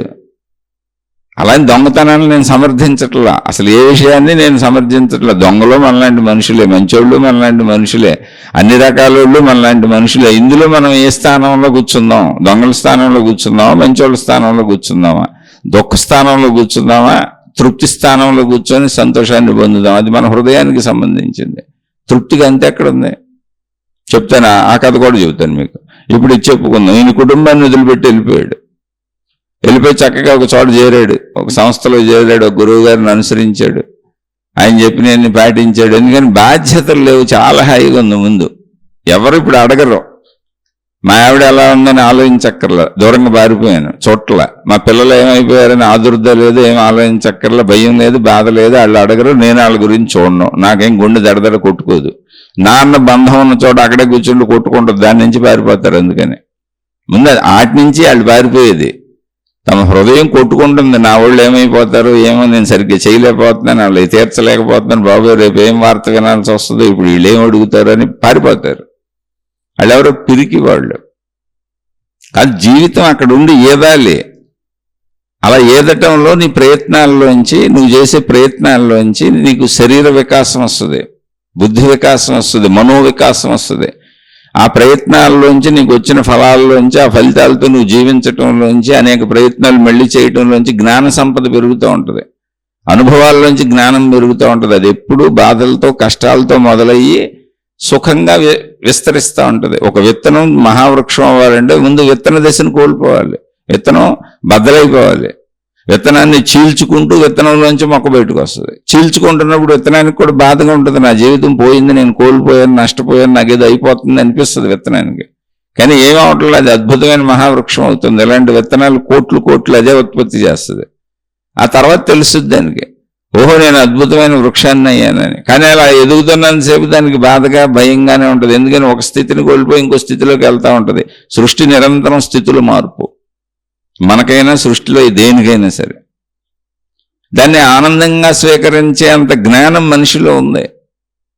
ఆ జ్ఞానాన్ని అనుకూలంగా వాడుకుంటున్నామంటే మనలో తెలివిని, మనలో ప్రజ్ఞని, మనలో ఉన్నటువంటి బుద్ధి కుశలతని, జ్ఞాన సంపదని మనకు అనుకూలంగా వాడుకుంటున్నామా అంటే మన శక్తులను మనకు అనుకూలంగా వాడుకుంటే మనం తృప్తిగా, హాయిగా, సంతోషంగా ఉంటాం, ఎక్కడున్నా సరే, ఏ స్థితిలో ఉన్నా సరే, భిక్షకాడి నుంచి అపర కుబేరుడు వరకు. మన శక్తి మనకి వ్యతిరేకంగా పనిచేస్తుంటే గుర్తుపెట్టుకోండి, మన శక్తులే మనకు వ్యతిరేకంగా పనిచేస్తుంటే మనం ఎప్పుడు భారంగా, బరువుగా, నిరాశగా, నిస్పృహగా, దుఃఖంగా, నెగిటివ్ గుణాలతో బతుకుతూ ఉంటాం. అంటే ఇప్పుడు నీకు వ్యతిరేకంగా నువ్వే పని చేసుకుంటున్నావు, నీకు అనుకూలంగా పని చేసుకోవాల్సింది నువ్వే. ఎందుకంటే ఎవరి జీవితం వాళ్ళు జీవించడానికి వచ్చారు. నీకు అనుకూలంగా బతకడానికి, నీకు అనుకూలంగా అన్ని సమకూర్చడానికి ఎవరు రాలేదు. అలా నిన్ను ప్రత్యేకంగా కష్టపెట్టడానికి ఎవరు రాలేదు. నువ్వు ఎవరితో సంబంధ బాంధవ్యాలు పెట్టుకున్నావో నీ ప్రవర్తన వాళ్ళ ప్రవర్తనలో కలిసినప్పుడు నీకు సుఖం అనిపిస్తుంది, నీ ప్రవర్తన వాళ్ళ ప్రవర్తనలో కలవనప్పుడు నీకు దుఃఖం అనిపిస్తుంది. అంతే, అంతకు మించి ఇక్కడ విశేషాలు ఏమి లేవు. కానీ ఎవరి జీవితం వాళ్ళు జీవించడానికి వచ్చారు. ఈ సత్యం తెలుసుకుంటే అసలు ప్రపంచంలో ఎవరికి ఎప్పుడు దుఃఖం ఉండదు. ఎందుకని వారి జీవితం వారు జీవిస్తున్నారు, నా జీవితం నేను జీవిస్తున్నా. అప్పుడప్పుడు మా ఆలోచనలు కలవచ్చు. అది భార్య అయినా, భర్త అయినా, పిల్లలైనా, తల్లిదండ్రులైనా, అన్నదమ్ములైనా, అక్క చెల్లెలైనా, స్నేహితులైనా, వృత్తి వ్యాపార ఉద్యోగాల్లో మనుషులైనా అప్పుడప్పుడు కలవచ్చు. ఆలోచనలు కలిసినప్పుడు సుఖంగా వెళ్ళిపోదు. ఆలోచనలు కలవనప్పుడు ఘర్షణ ఎందుకు? ఎదురేటో చేసుకుంటూ వెళ్తారు. వాళ్ళకి నచ్చినట్టు వాళ్ళని బతకనే, నాకు నచ్చినట్టు నేను బతుకుతాను. అది అక్కడే ఉండి బతకొచ్చు కదా. నచ్చినట్టు బతకాలంటే వాళ్ళందరినీ వదిలి పారిపోవటం ఎందుకు? ఎక్కడికి పారిపోతావు? పారిపోయాడు ఆయన, చెప్పాగా. అక్కడ బాధ్యతలు లేవు, చక్కగా పారిపోయాడు, అక్కడ కూర్చున్నాడు. ఇప్పుడు ఆలోచన లేదు. కొత్తలో కొన్నాళ్ళు నా తల్లిదండ్రులు ఎలా ఉన్నారో ఏంటో అన్ని ఆలోచనలు వస్తున్నాయి. కానీ లేడు, దూరంగా ఉన్నాడు, వదిలేసి వెళ్ళిపోయాడు. అందుకని వాళ్ళు కనపడకపోవడం వలన, వాళ్ళకు జరుగుతున్నటువంటి కష్ట నష్టములు తెలియకపోవడం వలన తనకు అలజడి తగ్గిపోయింది. అలజడి లేదు ఇప్పుడు. పైగా వాళ్ళు వచ్చి అడిగేది లేదు. సరే, అలా కొంతకాలం గడుస్తుంది. గడుస్తూ అక్కడ ఇప్పుడు తనున్న చోట ఒక గురువుగారి దగ్గర చేరాడు. అక్కడ ఏదో శిష్యులు సమూహాలు, ఒక ఆశ్రమం అనుకోండి. ఊరికనే అర్థం అవడానికి చెప్పుకుంటున్న కథ ఇది, అల్లిన కథ అంతే. అక్కడ ఆశ్రమంలో కొన్నాళ్ళకి ఈయనకి మంచి పెద్ద పోస్ట్ వచ్చింది. ఈయన నెక్స్ట్ గురువు అయిపోయాడు. ఆ గురువు గారు అతి తొందరలో ఆయన చనిపోయాడు. అయితే ఈయనకి అక్కడి నుంచి, తన ఊరు నుంచి అప్పుడప్పుడు ఇక్కడికి వచ్చి కలుస్తున్నారు మనుషులు. చూశారు వాళ్ళు, ఈయన చాలా పెద్ద గురువు అయిపోయాడని. ఆహా, ఏం సాధించాడని అందరూ పొగిడేశారు. మనుషులు కూడా అన్నారు, వెధవ జీవితం ఏముంది, రొటీన్ జీవితం. ఆ తల్లి తండ్రి, ఆ భార్య భర్త, ఈ పిల్లలు, ఈ సంబంధ బాంధవ్యాలు ఏముంది, ఆయన చూడు ఎలా సాధించాడు, మనం వదలలేకపోతున్నాం, ఆయన వదిలేశాడు, ముక్త పురుషుడు అని ఆయన పొగిడేసుకుంటున్నారు అందరూ. సరే, ఆయన కూడా పాపం నేను ముక్త పురుషుడిని అనుకొని హ్యాపీగా కూర్చున్నాడు. ఎందుకని ఇప్పుడు వాళ్ళ దగ్గర లేరు, బంధాలు, బాధ్యతలు, అసలు ఎవరి బాధ్యత తనకు లేదు. ఊరికనే కూర్చున్నాడు, జనం సొమ్ముతో తిని అక్కడ కూర్చున్నాడు. ఈ శిష్యుల బాధ్యత ఆయనగా ఉంటుంది. ఊరికనే శిష్యులు దండాలు పెడతారు. అక్కడ ఎవరికి బాధ్యత లేదు. ఎవరేమైపోయినా అసలు మనకు దుఃఖమే కలగదు. నా అనేవాళ్ళకే దుఃఖం కలుగుద్ది. అక్కడంతా నటన, ఇదంతా. ఇక్కడ దుఃఖాలు ఉండవు. ఎందుకని వాళ్ళు నా వాళ్ళు కాదు. ఊరికనే నా వాళ్ళ నేను చెబుతూ ఉంటాను, నటిస్తూ ఉంటాను, వాళ్ళు కూడా నటిస్తూ ఉంటారు. మీరు చూడండి, ఇప్పుడు మొత్తం ప్రపంచం అంతా ఏదో ఒక మతంలో, ఏదో ఒక గురువుతో, ఏదో ఒక దేవుడితో, ఏదో ఒక ప్రార్థనాలయాన్ని అంటిపెట్టుకు సాగుతూ ఉంటుందిగా. ఎంతసేపు ఉంటాం అక్కడ ప్రార్థనాలయంలో? అందరూ వెళ్తారు, వెళ్ళా ప్రార్థనలు చేసి మళ్ళీ ఇంటికి వచ్చేస్తాం. అంటే మనదేంటి ఇల్లు. గురువు దగ్గర ఎంతసేపు ఉంటారు? వెళ్ళా పనున్నంతసేపు ఆ గురువులో, మాతాజీలో అక్కడ కూర్చొని ఉండి మళ్ళీ ఇంటికి వచ్చేస్తాం. ఎక్కడికి వెళ్ళినా, ఏం చేసినా, నువ్వు ఏ మతమైనా, ఏ దేవుడైనా మళ్ళీ తిరిగి ఇంటికి వచ్చేస్తావు. నువ్వు అక్కడ ఉండేది నిమిషాలు, గంటలు, రోజులు అంతే. మొత్తం నీ ఇల్లే నీ జీవితం. అందుకని అక్కడ నీకు హాయిగా ఉంటుంది. బాధ్యత లేదు, బాధ లేదు, వాళ్ళకి లేదు, నీకు లేదు. ఇక్కడ దుఃఖంగా ఉంటుంది. ఎందుకంటే జీవితం మొత్తం ఇక్కడే గడవాలి. నీకు బాధ్యతలు ఉన్నాయి, నీ వాళ్ళకి బాధ్యతలు ఉన్నాయి. బాధ్యతలు సక్రమంగా నిర్వర్తించాలన్నప్పుడు బాధ వస్తూ ఉంటుంది. బాధ్యతలు ఏం చోట ఆనందంగా ఉంటుంది. అందుకని అది గొప్పదని చెప్పచ్చు. బాధ్యతలు ఏంది గొప్పది ఎందుకు అవుద్ది? మళ్ళీ చెప్పచ్చు, లేదు ఇదంతా నా బాధ్యతే అని. అదంతా నీ బాధ్యత ఏం కాదు. అసలు అటాచ్మెంట్ అనేది నువ్వు కన్న తల్లిదండ్రుల నుంచి, నువ్వు కట్టుకుని కాపురం చేసిన భార్యతో, నువ్వు కన్న పిల్లల నుంచే వస్తుంది తప్ప ఇతరముగా నీకు బాధ్యత రాదు. నువ్వెన్ని చెప్పుకున్నా అది ఒక రక్త సంబంధం, పేగు సంబంధం అంటారు. మనిషిలోంచి మనిషి వచ్చాడు. అలా ఉంటాయి సంబంధాలు. జీవిత భాగస్వాములు నిరంతర శరీరాలు కలయికలైపోతున్నాయి. అందుకని అక్కడ బంధాలు ఏర్పడతాయి. అవన్నీ రక్త సంబంధాలు. మిగిలిన సంబంధ బాంధవ్యాలు అసలు కానే కాదు, ఏ బంధము కాదు. ఊరికనే నువ్వు పైకి చెప్పుకుంటున్న బంధములే కానీ నీకు దుఃఖము కలిగించని, నీకు భయము కలిగించని, నీకు ఇబ్బంది కలిగించని, నీకు బాధ కలిగించని విషయములు. బంధాలని గొప్పగా చెబుతావు అక్కడ కూర్చొని, అంతే. కానే కాదు. అలా అయితే అసలు ఎంతమంది గురువుల తాలూకా శిష్యులు చచ్చిపోతున్నారు, ఎన్ని జబ్బులకు గురవుతున్నారు, ఎన్ని బాధలకు గురవుతున్నారు. ఏమైపోవాలా? గురువు తల్లడిల్లిపోయి తలకిందులు అయిపోవాలిగా. అవట్లేదే. ఒక కుటుంబంలో మనుషులు అయిపోతున్నారుగా. మన వాళ్ళకి ఎవరికన్నా ఏమన్నా అయితే మనం తలకిందులు అయిపోతాం. అంటే ఇప్పుడు ఆయన స్థితప్రజ్ఞుడు అని చెబుతారు. అదేం స్థితప్రజ్ఞ? ఎదుటోడికి బాధ కలుగుతుంటే స్పందించకపోవడం స్థితప్రజ్ఞ? ఏం కాదు అసలు. వాళ్ళు దేన్ని పట్టించుకోరు, వీళ్ళని వాడుకుంటూ ఉంటారు అంతే. ఇప్పుడు సెలబ్రిటీలు అందరూ కూడా మీరు చూడండి, ఏదైనా సినిమాలు రిలీజ్ అయినాయి అనుకోండి, ప్రేక్షక దేవుళ్ళు అంటారు. ఈ ప్రేక్షక దేవుళ్ళకి వాళ్ళు ఏమి ఇచ్చారు? ప్రేక్షక దేవుళ్ళు కూలీ పని చేసుకుని వెళ్ళి టికెట్ కొనుక్కొని వెళ్తే వాళ్ళు కోటాను కోట్లు సంపాదించుకొని అపర కుబేరులు అయిపోయి ఇతర దేశాల్లో తిరుగుతారు, ఈ దేశాల్లో కూడా తిరగరు. అసలు ప్రేక్షకుడిని ఇంటికి రానిస్తారా? కాపలాలు పెట్టుకుంటారు. ఏదో సభల్లో సమావేశాల్లో చెబుతారు. సేమ్ ఇది కూడా అంతే, ఈ ఆధ్యాత్మిక మార్గం కూడా అంతే, సేమ్ టు సేమ్. ఎందుకని అంటే ఒరిజినల్గా ఆ తల్లిదండ్రుల నుంచి నేను పుట్టాను కనుక ఆ తల్లిదండ్రులకు ఆ భావం తెలుస్తుంది. నా శరీరంలోంచి వచ్చిన బిడ్డలో ఈ బిడ్డలకు ఆ భావం తెలుస్తుంది, వాళ్ళ శరీరంలోంచి మేము వచ్చామని.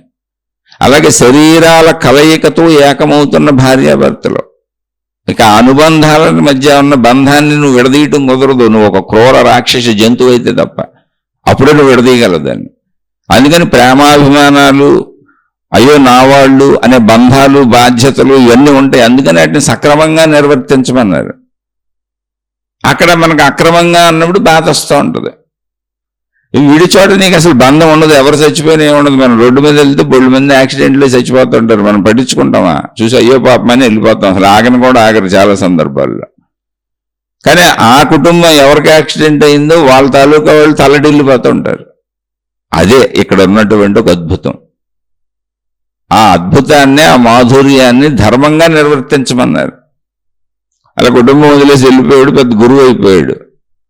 సరే, ఆ ఊరు నుంచి వచ్చిన వాళ్ళు ఈయనకి చెబుతున్నారు, అప్పుడప్పుడు కలిసిన వాళ్ళు, ఏంటి ఈయన పెద్ద స్థితప్రజ్ఞుడు, పెద్ద గురువు అని.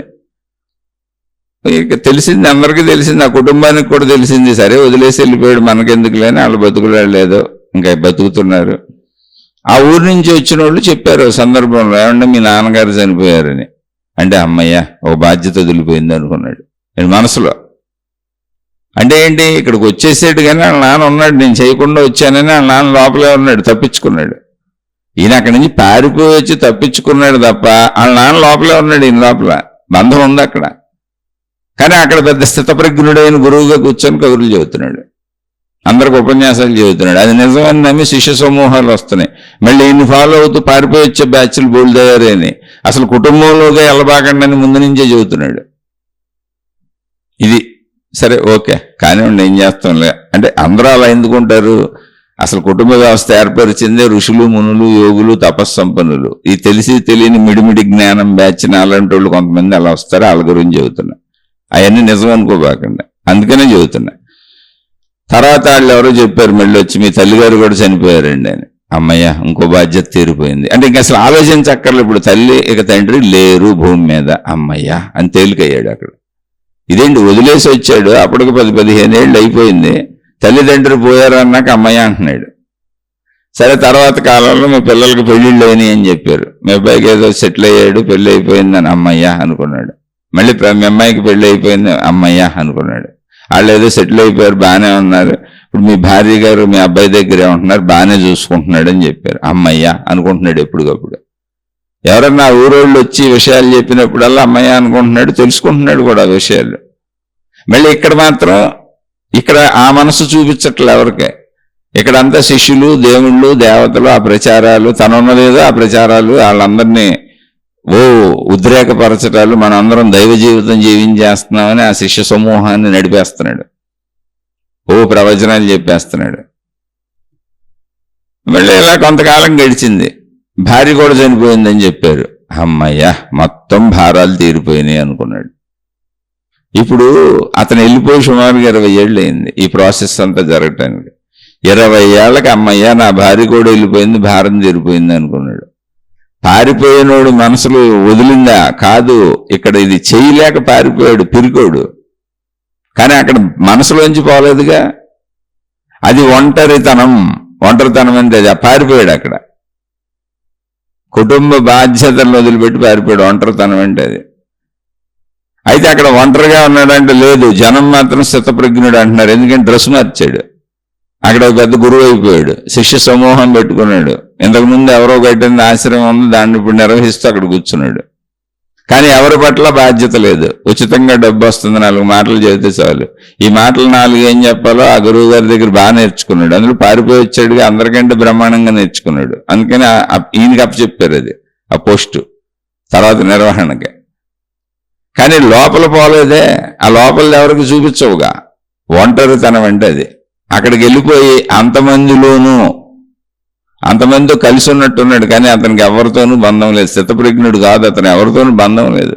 స్థితప్రజ్ఞత అంటే ఏంటంటే బంధాలు, బాధ్యతలు, కర్తవ్యములు ఉన్న చోట కూర్చొని వాటిని నిర్వహిస్తూ కష్ట నష్ట అన్ని సమయములందు తన మనసుని స్థిరముగా తన ప్రజ్ఞతో నిలుపుకోగలిగిన వాడు స్థితప్రజ్ఞుడు. అది కష్టాలు వస్తాయి, బాధలు వస్తాయి, ఇబ్బందులు వస్తాయి, అవన్నీ సహజం సృష్టిలో. అయితే అది కూడా ఏంటి, అవాంతరంగా వచ్చి మీద పడే కష్టాలు అంటే భౌతిక పరిస్థితుల రీత్యా కావచ్చు, అనారోగ్యాల రీత్యా, ఏ వైరస్ క్రిముల వలన కావచ్చు. ఇప్పుడు కరోనా వచ్చింది, మొత్తం ప్రపంచానికి కష్టం, దాన్ని ఆవిడ తెచ్చుకుంది కాదు అది. అలాంటి వాటికి మిగిలిన అసలు స్థితప్రజ్ఞత అంటే నేను ఎవరితో పోల్చుకోను, నేను ఎవరితో ఏది పెట్టుకోను. ఇప్పుడు భార్య ఉందండి, అసలు భార్యతో ఘర్షణ ఎందుకు వస్తుంది, నాకు సహకరించలేదని. ఇప్పుడు నువ్వు సహకరించకపోతే నాకు ఏ ప్రాబ్లము లేదు అని నా మనసును నేను పెట్టుకోగలిగితే ఘర్షణ ఎందుకు వస్తుంది? అలా పెట్టుకున్నప్పుడు ఇంకా ఆమె ఎందుకండి, ఇంట్లో పెట్టుకు పోషించడం ఎందుకండి అంటే ఇంక నీ వితండవాదం నీ దగ్గర ఉంచుకొని ఎడుస్తూ ఉండంతే. భర్త అయినా అంతే, భార్య అయినా అంతే, తల్లిదండ్రులైనంతే, అన్నదమ్ములైనంతే, అక్క చెల్లెళ్ళైనంతే. నువ్వు చెయ్యవలసిన ధర్మములు చెయ్యి, ఇదే ఆధ్యాత్మికత చెప్పేది. వాళ్ళ నుంచి ఆశించబాక, ఇస్తే తీసుకో. అప్పుడు దుఃఖం ఎక్కడొస్తుంది? దుఃఖం నీ మనసులో కదా ఉంది, ఆశించటంలో ఉంది. నేను ఎంత ఇచ్చాను, నువ్వు తిరిగి నాకు ఎంత ఇవ్వట్లేదు అన్న చోట దుఃఖం ఉంది. లేదు నేను అసలు ఏమీ ఇవ్వను, అయినా నువ్వు నాకు ఇవ్వాలి అన్న చోట దుఃఖం ఉంది. ఏదో ఒక రకంగా దుఃఖానికి కారణం మన మనస్సే, బయట లేదు. ఇప్పుడు అక్కడ బయట పారిపోయినాయని కథ చెప్పాక, భార్య కూడా చనిపోయినా అమ్మయ్యా అన్నాడు. ఇంకా పిల్లలు ఎవరు బతుకులు వాళ్ళు బతికేస్తున్నారు, సెటిల్ అయిపోయారు. ఇప్పుడు ఈయన చేయవలసింది ఏమీ లేదు. ఇప్పుడు ఇక్కడ సపోజ్ ఇప్పుడు మళ్ళీ ఈయన ఉన్నటువంటి ఆశ్రమంలోనో ఆ శిష్యుల దగ్గర ఏదో ఘర్షణలు గొడవలు వచ్చినాయి అనుకోండి, ఇప్పుడు పిల్లల దగ్గరికి కూడా వెళ్ళిపోతాడు, మళ్ళీ సిగ్గుపడ్డా. ఎందుకని ఎప్పుడు తన సేఫ్టీనే, తన సేఫ్టీకే పారిపోయిచ్చాడు.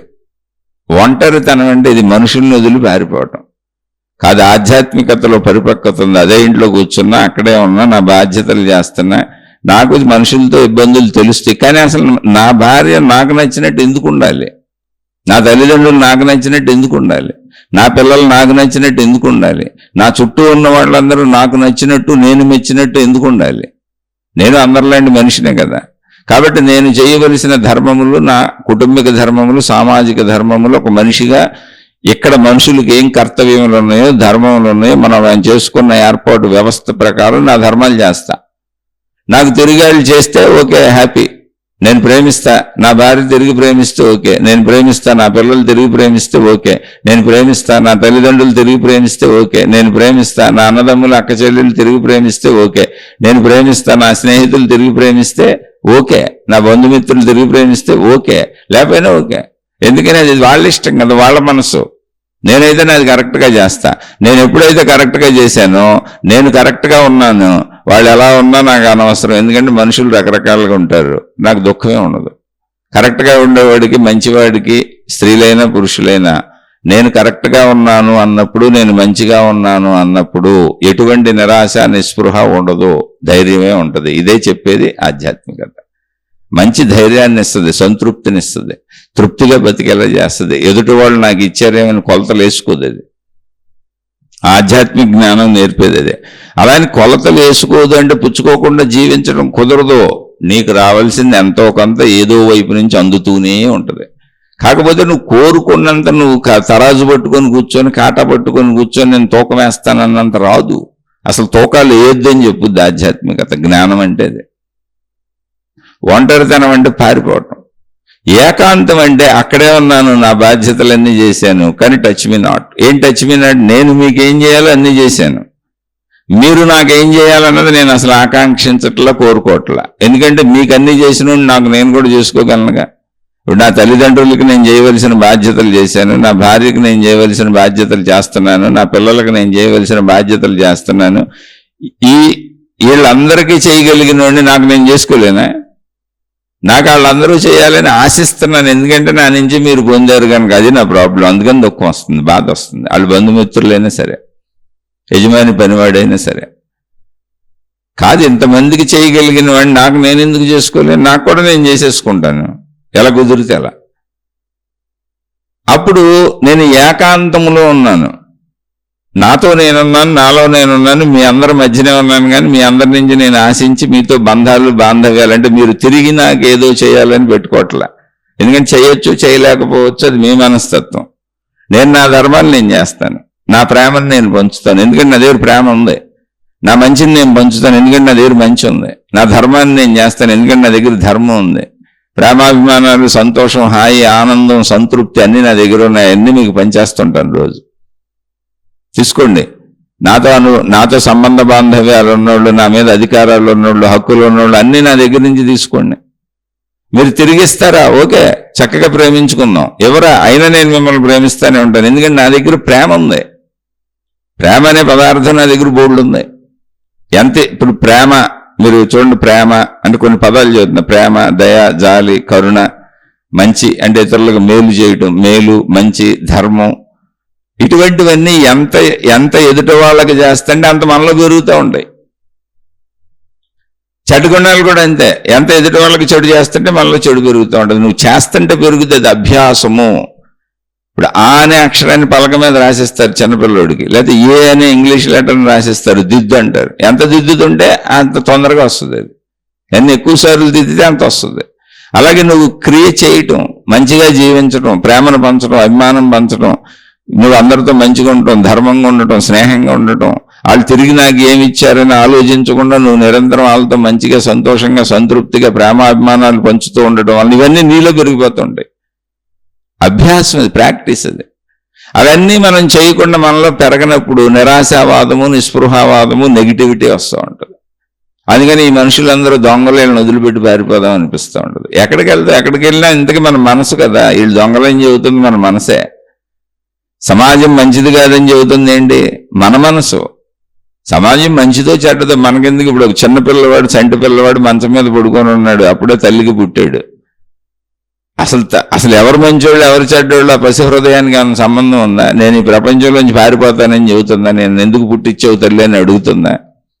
ఆ బిడ్డ ఇక్కడే ఎదుగుతుంది, వీళ్ళందరి మధ్య ఎదుగుతుంది. అలా ఎదుగుతున్న చిన్నపిల్లలకు చూడండి, అసలు పెద్దవాళ్ళు అయ్యి వాళ్ళకి బరువు బాధ్యతలు వచ్చే వరకు, అంటే వాళ్ళు సొంతగా ఏదో కొంచెం పెద్ద చదువుల దాకా వచ్చి చదవలేకపోయో, ఇబ్బందులు పడో, బాధలు పడో, సొంత జ్ఞానం వచ్చే వరకు, అంటే ఒక 15 ఏళ్ళు అనుకోండి, లేకపోతే వరకునే, అప్పటి వరకు అసలు వాళ్ళు ఆనందంగా ఉంటారు. ఈ ప్రపంచంలో ఎవరేం చేస్తున్నారు, తప్పేంటి రైట్ ఏంటి తెలియదు, వాళ్ళ బతుకాళ్ళు బతికేస్తుంటారు. ఇంకా కొంతమంది పెళ్లిళ్ళు, వృత్తి వ్యాపార ఉద్యోగాలు వచ్చి బరువు బాధ్యతలు వచ్చే వరకు ఆనందంగానే గడిపేస్తుంటారు. అక్కడి నుంచి నేను బాధ్యతలు వహించాలన్నప్పుడు బాధ వస్తూ ఉంటుంది. లేదు కొంచెం 11 నుంచి 14 నుంచి టీనేజ్లోకి వచ్చి నాకు అయ్యి లేవు, ఈ లేవు, మాకు అయ్యి అందట్లేదు, ఈ అందట్లేదు అని పక్క వాళ్ళతో పోల్చుకొని నేను అన్ని పొందలేకపోతున్నానని, అంత చదవలేకపోతున్నానని, అన్ని మార్కులు రాలేకపోతున్నాయి అని, అవమానపడిపోతున్నానని, అలా చుట్టూ ఉన్న వాళ్ళతో పోల్చుకొని, అది చదువు కావచ్చు, ధన సంపదలు కావచ్చు, లేదా పేదరికంలో ఉన్నాను, వాళ్ళందరూ మంచి బట్టలు వేసుకొస్తున్నారు, మా నాన్న కొనలేకపోతున్నాడు, రకరకాల వాచీలు పెట్టుకొస్తున్నారు, మా వాళ్ళు కొనిపెట్టలేకపోతున్నారు, రకరకాల సెల్ ఫోన్లు పెట్టుకొస్తున్నారు, మా వాళ్ళు కొనిపెట్టలేకపోతున్నారు, వాళ్ళు కారుల్లో వస్తున్నారు, మా వాళ్ళు కొనిపెట్టలేకపోతున్నారు. ఇలా పోల్చుకున్నప్పుడు దుఃఖం వచ్చింది, అంతే, ఏం లేదు. కానీ నువ్వు భిక్షకాల నుంచి మొదలైంది ప్రపంచం అంటే ఆలోచించరే. నువ్వే బాధ పెట్టుకుంటున్నావు. మన ఏవో మనుష్యానాం కారణం బంధమోక్షయో, బంధం అంటే బాధలో. అందుకని ఏకాంతం వేరు, ఒంటరితనం వేరు. ఒంటరితనం అంటే పారిపోవడం. ఇందాక ఒక ఆయన పారిపోయింది కదా చెప్పాగా. కానీ ఒక్కొక్కళ్ళు చచ్చిపోతుంటే మీ అమ్మగారు చచ్చిపోయారంటే అమ్మయ్య అనుకున్నాడు, ఓ బాధ్యత తీరిపోయింది. ఇంతకీ ఈయన చేసి చచ్చింది లేదు, పారిపోయాడు. మీ నాన్నగారు చచ్చిపోయారు, అమ్మయ్య. మీ ఆవిడ చచ్చిపోయింది, అమ్మయ్య. మీ పిల్లలకు పెళ్ళిళ్ళు అయిపోయినాయి, అమ్మయ్య. నా భయాన్ని వదిలిపోయినాయి. ఇప్పుడు ఈ ప్రపంచంలో నాకు ఏమీ లేదు, అన్నీ వదిలిపోయినాయి. ఇంకా కావాలంటే నేనే మా పిల్లల దగ్గరికి వెళ్ళొచ్చు, నువ్వు పూర్వాశ్రమంలో మీ నాన్న నేనే రా అని వెళ్ళొచ్చు. మళ్ళీ ఇక్కడ ఏమైనా తేడా వస్తే, ఎందుకు ఇక్కడ బాగా సాగిపోతుందిగా, అప్పుడు దాకా ఇక్కడే కూర్చుందాం. తేడా వస్తే అక్కడికి వెళ్ళిపోదాం. ఎప్పుడు ఎక్కడ తేడా వస్తే దీన్ని వదిలి దాంట్లోకి వెళ్దాం, దాన్ని వదిలి దీంట్లోకి వద్దాం, 2 ఆప్షన్లు పెట్టుకుందాం. అతి తెలివి గల మనుషులు అనమాట వీళ్ళు. ఇదే ప్రమాదం. ప్రజ్ఞని సరిగా ఉపయోగించుకోవాలి. అయితే సంతృప్తి అనేది ఏ స్థాయిలో ఉంటుంది అనేది మహాత్ములు మనకు చెప్పారు. మహాభారతంలో కథ వస్తుంది. ఒక పేద వ్యక్తి, ఆయన యాచక వృత్తిలో ఉన్నాడు. అంతే, ఆయన వృత్తి యాచక వృత్తి. అంటే యాక్చువల్గా ఆయన బ్రాహ్మణుడు, పౌరోహిత్యం చేయడానికి ఆయనకేం దొరకట్లా. అంటే వృత్తికి సంబంధించిన పనులు పౌరోహిత్యానికి వెళ్తే కదా ఆయనకి డబ్బులు వచ్చేది, అలాంటిది దొరకట్లా. అందుకని యాచన చేసుకుంటున్నాడు వెళ్ళి. ఇంత భిక్ష తెచ్చుకుంటున్నాడు. ఆ రోజుల్లో తెచ్చుకోవచ్చు అలా. గృహస్థ ఆయన, భార్య ఉంది, కొడుకున్నాడు, కోడలు ఉంది. వెళ్ళాడు. అసలు 2-3 రోజుల నుంచి భిక్ష కూడా దొరకలేదు ఆయనకి. 2-3 రోజుల నుంచి వాళ్ళ ఇంట్లో ఎవరో భోంచేయలే. ఇది మహాభారతంలో కథ. ఇది పేర్లు చెప్పట్లేదు అంతే నేను, వాళ్ళ పేర్లు. ఆయన 3వ రోజు 4వ రోజు ఎవరో కొంచెం పేలాల పిండి పెట్టారు కొద్దిగా భిక్షలో. అది తీసుకొని ఇంటికి వచ్చాడు. ఇంటికి వచ్చి భార్యకి ఇచ్చాడు. ఏదో కాళ్ళు చేతులు కడుక్కున్నాడు. ఆ కొంచెం భార్య ఏం చేసింది, 4 ఉన్నారు ఇంట్లో, 4 భాగాలు చేసింది. సరే ఆ భోజనానికి కూర్చుందాం, అదే ఆ పేలాల పిండి భోజనం. ఇంకా ఆ కూర్చొని తిందామని 4 అనుకున్నారు. ఎవరో తండ్రి, భార్య, కుమారుడు, కోడలు. కుమారుడు పని చేయదా, కోడలు పని చేయదా, భార్య పని చేయి అడగబాకండి. వాళ్ళు ఉన్నటువంటి స్థితుల్లో వాళ్ళు పౌరోహిత్యము తప్ప అన్య కార్యములు చేయరు, దైవచింతనలో ఉంటారు. ఆ దైవచింతనలో ఉంటూ పౌరోహిత్యానికి సంబంధించిన ఏదైనా కార్యం వస్తే చేసుకుంటారు, లేదా యాచన చేసుకొచ్చి అంత తెచ్చుకొని తినేసి మళ్ళీ వాళ్ళ సాధనలు చేసుకుంటారు. అది ఆధ్యాత్మికత, అది స్థితప్రజ్ఞత. వాళ్ళకి దైవీపరమైనటువంటి సాధనా ప్రవృత్తులు ఉన్నాయి. విపరీతమైన సంతృప్తితో బతుకుతున్నారు. 3 రోజుల నుంచి అన్నం లేకపోయినా ఉన్నారు. సంతృప్తి అంటే అది. ఈ కథ మన కోసం చెప్పారు. ఇంతకీ అది కథ మహాభారతంలో ఉంటుంది. ఇక్కడ వీళ్ళు ఇప్పుడు ఆ పేలాల పిండే చాలా కొద్దిగా ఉంది. అంటే మొత్తం పేలాల పిండి ఒకళ్ళు తిన్నా కూడా కడుపు నిండదు. దాన్ని 4 భాగాలు చేశారు, 4 తిందామని. కాళ్ళు చేతులు కడుకొచ్చి తినడానికి ప్రిపేర్ అవుతుంటే వాళ్ళ ఇంటి ముందే నుంచొని ఎవరో అమ్మ అన్నం పెట్టండి ఆకలేస్తుందని అడిగారు. అయ్యో అని ఆ ఇంటి ఇల్లాలు వెళ్ళింది. వెళితే ఆ ఇంటి ఇల్లాలు వెళ్ళి చూస్తే అక్కడ కొంచెం అన్నం పెట్టండి అమ్మ అని ఒక వృద్ధుడు నుంచున్నాడు. నేను భోంచేసి 4-5 రోజులు అయిపోతుందమ్మా, అసలు తినలేదు, అల్లాడిపోతున్నాను, శ్రోత పడిపోయేటట్టున్నాను, ఇంత అన్నం పెట్టండి అని అడుగుతున్నాడు. ఏం చేయాలి అర్థం కాల. ఇప్పుడు మామూలుగా మనం పెట్టంగా మనం అయితే ముందు మనం తినేస్తాంగా. కాదు, వాళ్ళు జీవితం అది స్థితప్రజ్ఞత అంటే. అది వాళ్ళు అటువంటి సాధనా విధానాల్లో సంతృప్తిలో ఉన్నారు. ఎంత సంతృప్తులు అంటే తమకు 2-3 రోజుల నుంచి అన్నం లేకపోయినా అటు అన్నం లేకుండా వచ్చిన వ్యక్తికి అడుగుతున్న వ్యక్తికి సాయం చేయగలిగినంత గొప్ప మనసు కలిగి ఉన్నారు. అంత గొప్ప మనసుని మనిషి పెంచుకోవచ్చు.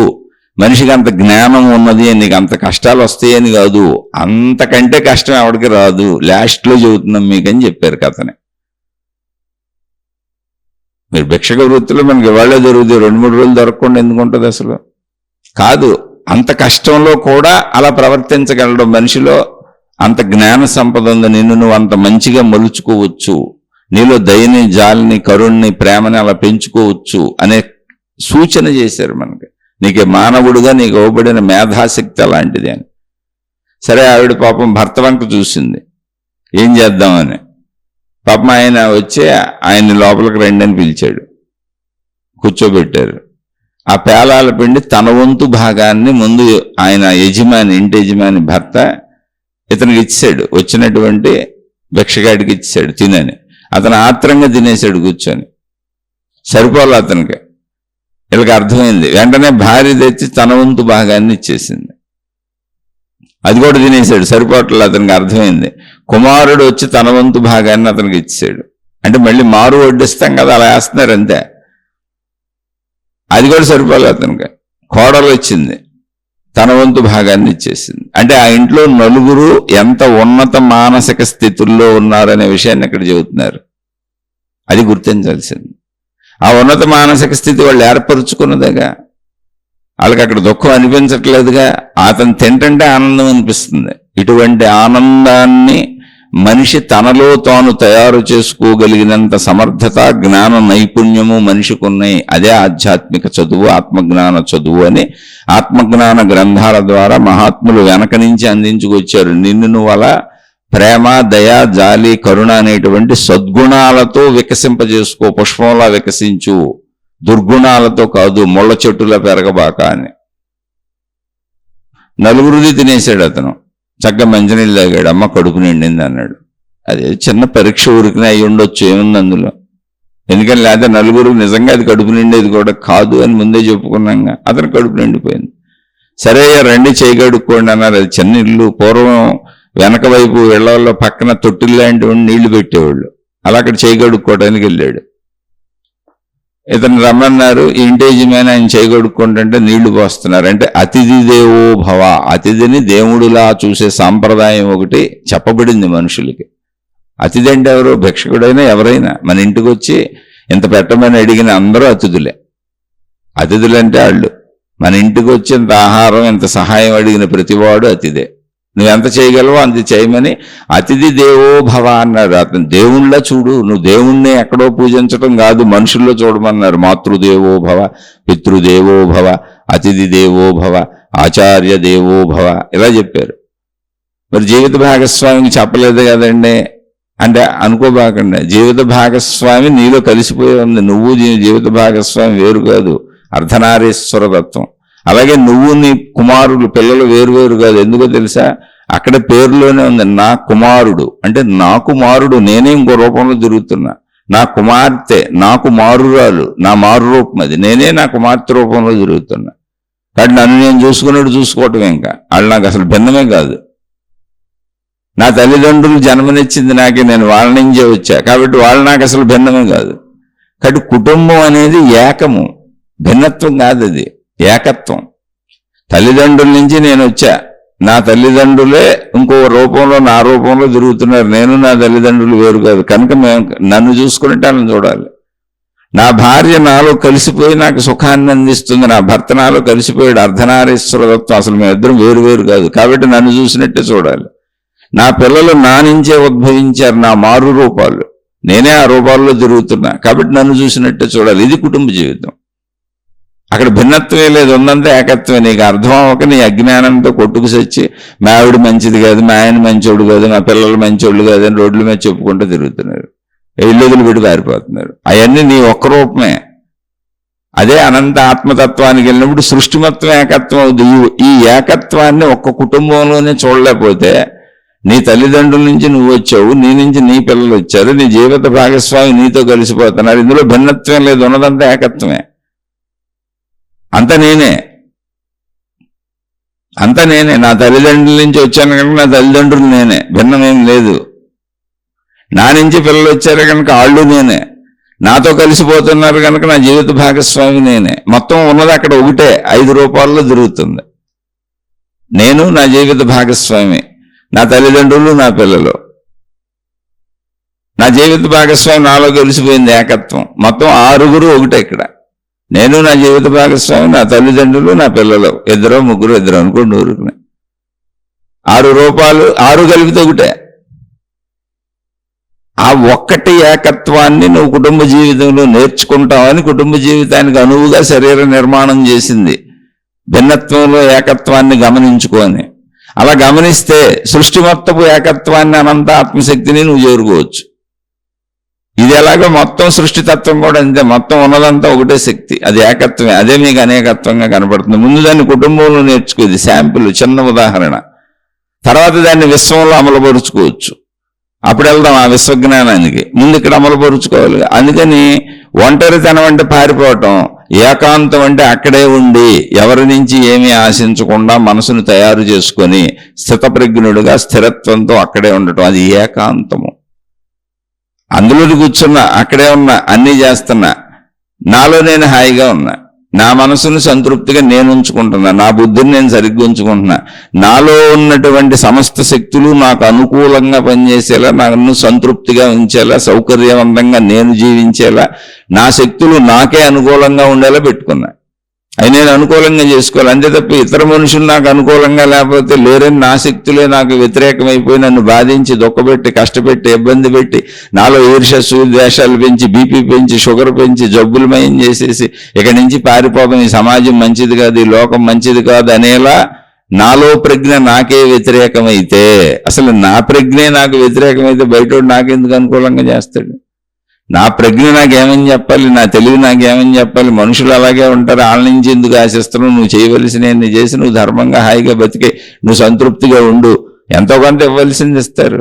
నీ దగ్గర 100 రూపాయలు ఎత్తులో 100% ఎత్తులో 100 రూపాయలు ఎత్తులో పుచ్చుకున్నారు, ₹1 తిరిగిస్తారు. ఇవ్వకపోతే మానవ సమాజం ఇలా నడవదు. అసలు మనుషులందరూ దొంగలు, చెడ్డవాళ్ళు, రాక్షసులు అయితే అసలు సమాజం ఇలా నడవదు, కుటుంబాలు ఇలా నడవు, ఇంత ప్రాపంచిక వ్యవస్థ ఇలా నడవదు. కానీ మనుషుల్లో కొంత జంతుతత్వం ఉంది, అలాగే ప్రేమతత్వం ఉంది. ప్రేమతత్వం ఉంది కాబట్టి ప్రపంచం నడుస్తుంది, జంతుతత్వం ఉంది కాబట్టి ఇందులో చెడు కూడా కలిసిపోయి నడుస్తుంది. అందులో జంతుతత్వాన్ని పోగొట్టుకుందాం, ప్రేమతత్వాన్ని పెంచుకుందాం, అదే దైవత్వానికి దారితీస్తుంది. మీ కుటుంబ సభ్యుల్లో తల్లిదండ్రులు, నువ్వు, నీ జీవిత భాగస్వామి, నీ పిల్లలు, ఈ 6 ఒకటే ఏకత్వం. అది ఈ 6 ఒకటే అనే ఏకత్వ స్థితిని నువ్వు కుటుంబంలో పొందితే నువ్వు అనంత ఆత్మశక్తి ఎరుకని విశ్వంలో పొందగలుగుతావు. విశ్వశక్తి మొత్తం ఒకటే అని. ముందు ఇక్కడ జీవన వికాసంలో నీకు ఈ వికాస జ్ఞానం కలగాలి. అందుకని నీకు అనుభవాలతో అనుభవించేలా వాళ్ళ మధ్య ఉండేలా సృష్టి పెట్టింది.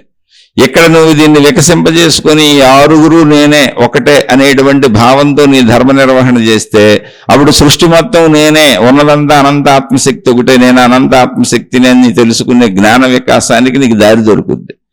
ఎందుకని నీలో జ్ఞానం వికసిస్తుంది. అందుకని ఒంటరిగా బతకండి, ఏకాంతంగా బతకండి. ఏకాంతం అంటే మళ్ళీ చెప్పాను, మనుషుల్ని వదిలేయటం, వైరాగ్యం, పారిపోవటం కాదు. నేను చెయ్యవలసినవి అన్నీ చేసేసాను, సంతోషంగా ఉన్నాను, మిమ్మల్ని అందరినీ సంతోషంగా ఉంచాను, నా చుట్టూ ఉన్న అందరినీ సంతోషంగా ఉంచుతాను. మీరు నాకు ఎంత సంతోషాన్ని ఇస్తారు అనేదాన్ని నేను కొలతలు వేయను. మీరు ఎంతో కొంత తప్పకుండా ఇస్తారు, దాంతో ఆనందంగా హాయిగా ఉంటాను అంతే. ఎప్పుడు బాధ వస్తుంది అంటే మీ నుంచి ఆశించినప్పుడు. ఎప్పుడు కోపం వస్తుంది అంటే మీరు నాకు అనుకూలంగా లేరు, నేను చెప్పినట్టు వింటలేదు అన్నప్పుడు. ఎందుకు ఉండాలి? ఎవరెవరికి ఇక్కడ బానిసలు కాదు కదా. బంధాలు, బాంధవ్యాలు, మానవత్వము, మనిషి మంచితత్వం అన్నప్పుడు నేను కదా మీ అందరికీ చేయాలి. ఎందుకంటే నాలో జ్ఞాన వికాసం జరుగుతుంది కదా. అదే ఆధ్యాత్మికత చెప్పేది. నేను మీ అందరికీ చేయాలి, నేనే మీకు చేస్తాను అనేవాడు ఆధ్యాత్మికుడు, ఆధ్యాత్మికురాలు. మీరందరూ నాకు చేయటం లేదు, మీరందరూ నన్ను బాధ పెడుతున్నారు, ఇబ్బంది పెడుతున్నారు, దుఃఖ పెడుతున్నారని నా ప్రజ్ఞను, నా తెలివిని, నాలో ఉన్న సమస్త శక్తులను నాకే వ్యతిరేకంగా వాడుకొని నేను ఈర్ష్య, అసూయ, ద్వేషాలకు లోనే, బీపీలకు లోనే, షుగర్లకు లోనే, జబ్బులు తెచ్చుకొని, మైగ్రేన్ హెడేక్లు తెచ్చుకొని, రకరకాల ప్రాబ్లమ్స్ గురై, అనారోగ్యాలకు గురై, భర్త వలన దుఃఖపడుతున్నాను, భార్య వలన దుఃఖపడుతున్నాను, తల్లిదండ్రుల వలన దుఃఖపడుతున్నాను, పిల్లల వలన దుఃఖపడుతున్నాను, స్నేహితుల వలన దుఃఖపడుతున్నాను, బంధువుల వలన దుఃఖపడుతున్నాను, పని వాళ్ళ వలన దుఃఖపడుతున్నాను, యజమాని వలన దుఃఖపడుతున్నాను. ఇలా దుఃఖ కారణాలు ఇతరుల మీద పడేసే వాళ్ళందరూ భౌతికులు. ఎందుకని? భౌతికం అంటే బయట దుఃఖ కారణాలను బయటపడేస్తున్నావు, బయట వాళ్ళ మీద వేస్తున్నావు. ఆ దుఃఖ కారణం నీ అంతరంగం, సంతృప్తి లేదు. ఆధ్యాత్మికులు దుఃఖ కారణాన్ని తమ లోపల చూసుకుంటారు. అప్పుడే సుఖ కారణమే మీరు మాకు బయటకు వెళ్ళరు, మీరు మాకేమి ఇవ్వక్కర్లే, మేము చేయవలసినవన్నీ మేము చేస్తాం. ఇవ్వక్కర్లేదంటే ఇవ్వకుండా ఎందుకుంటారండి? ఎంత ఇస్తున్నావని చూడను. నిష్కామ కర్మయోగము అంటే అది. పనిచేస్తే ఫలితం రాకుండా ఎందుకుంటుంది? కానీ ఎంత ఫలితం రావాలో నేనే నిర్ణయించుకోను. అది నేను నిర్ణయించుకున్న ఫలితం వచ్చింది అనుకోండి, తృప్తిగా ఉంటాను. అంతకంటే ఎక్కువ వచ్చింది అనుకోండి, సంబరపడిపోతాను. అంతకంటే తక్కువ వచ్చింది అనుకోండి, బాధపడిపోతాను. అసలు నిర్ణయించుకోకుండా ఉంటే ఎంత వస్తే అంత తీసుకొని తృప్తిగా ఉంటాను. అది తృప్తి, సంతృప్తి. అందుకని ఆధ్యాత్మికులు ఎవరయ్యా అంటే అంతరంగంలో కూర్చొని చేయవలసినవన్నీ చేస్తారు, మళ్ళీ అంతరంగంలోకి వచ్చేస్తారు. ఎదుటి వాళ్ళు ఏదిస్తే అది పుచ్చుకొని తృప్తి పడిపోతారు. వాళ్ళు ఎవరైనా, సొంత వాళ్ళు కావచ్చు, కుటుంబ సభ్యులు కావచ్చు, ఎవరైనా.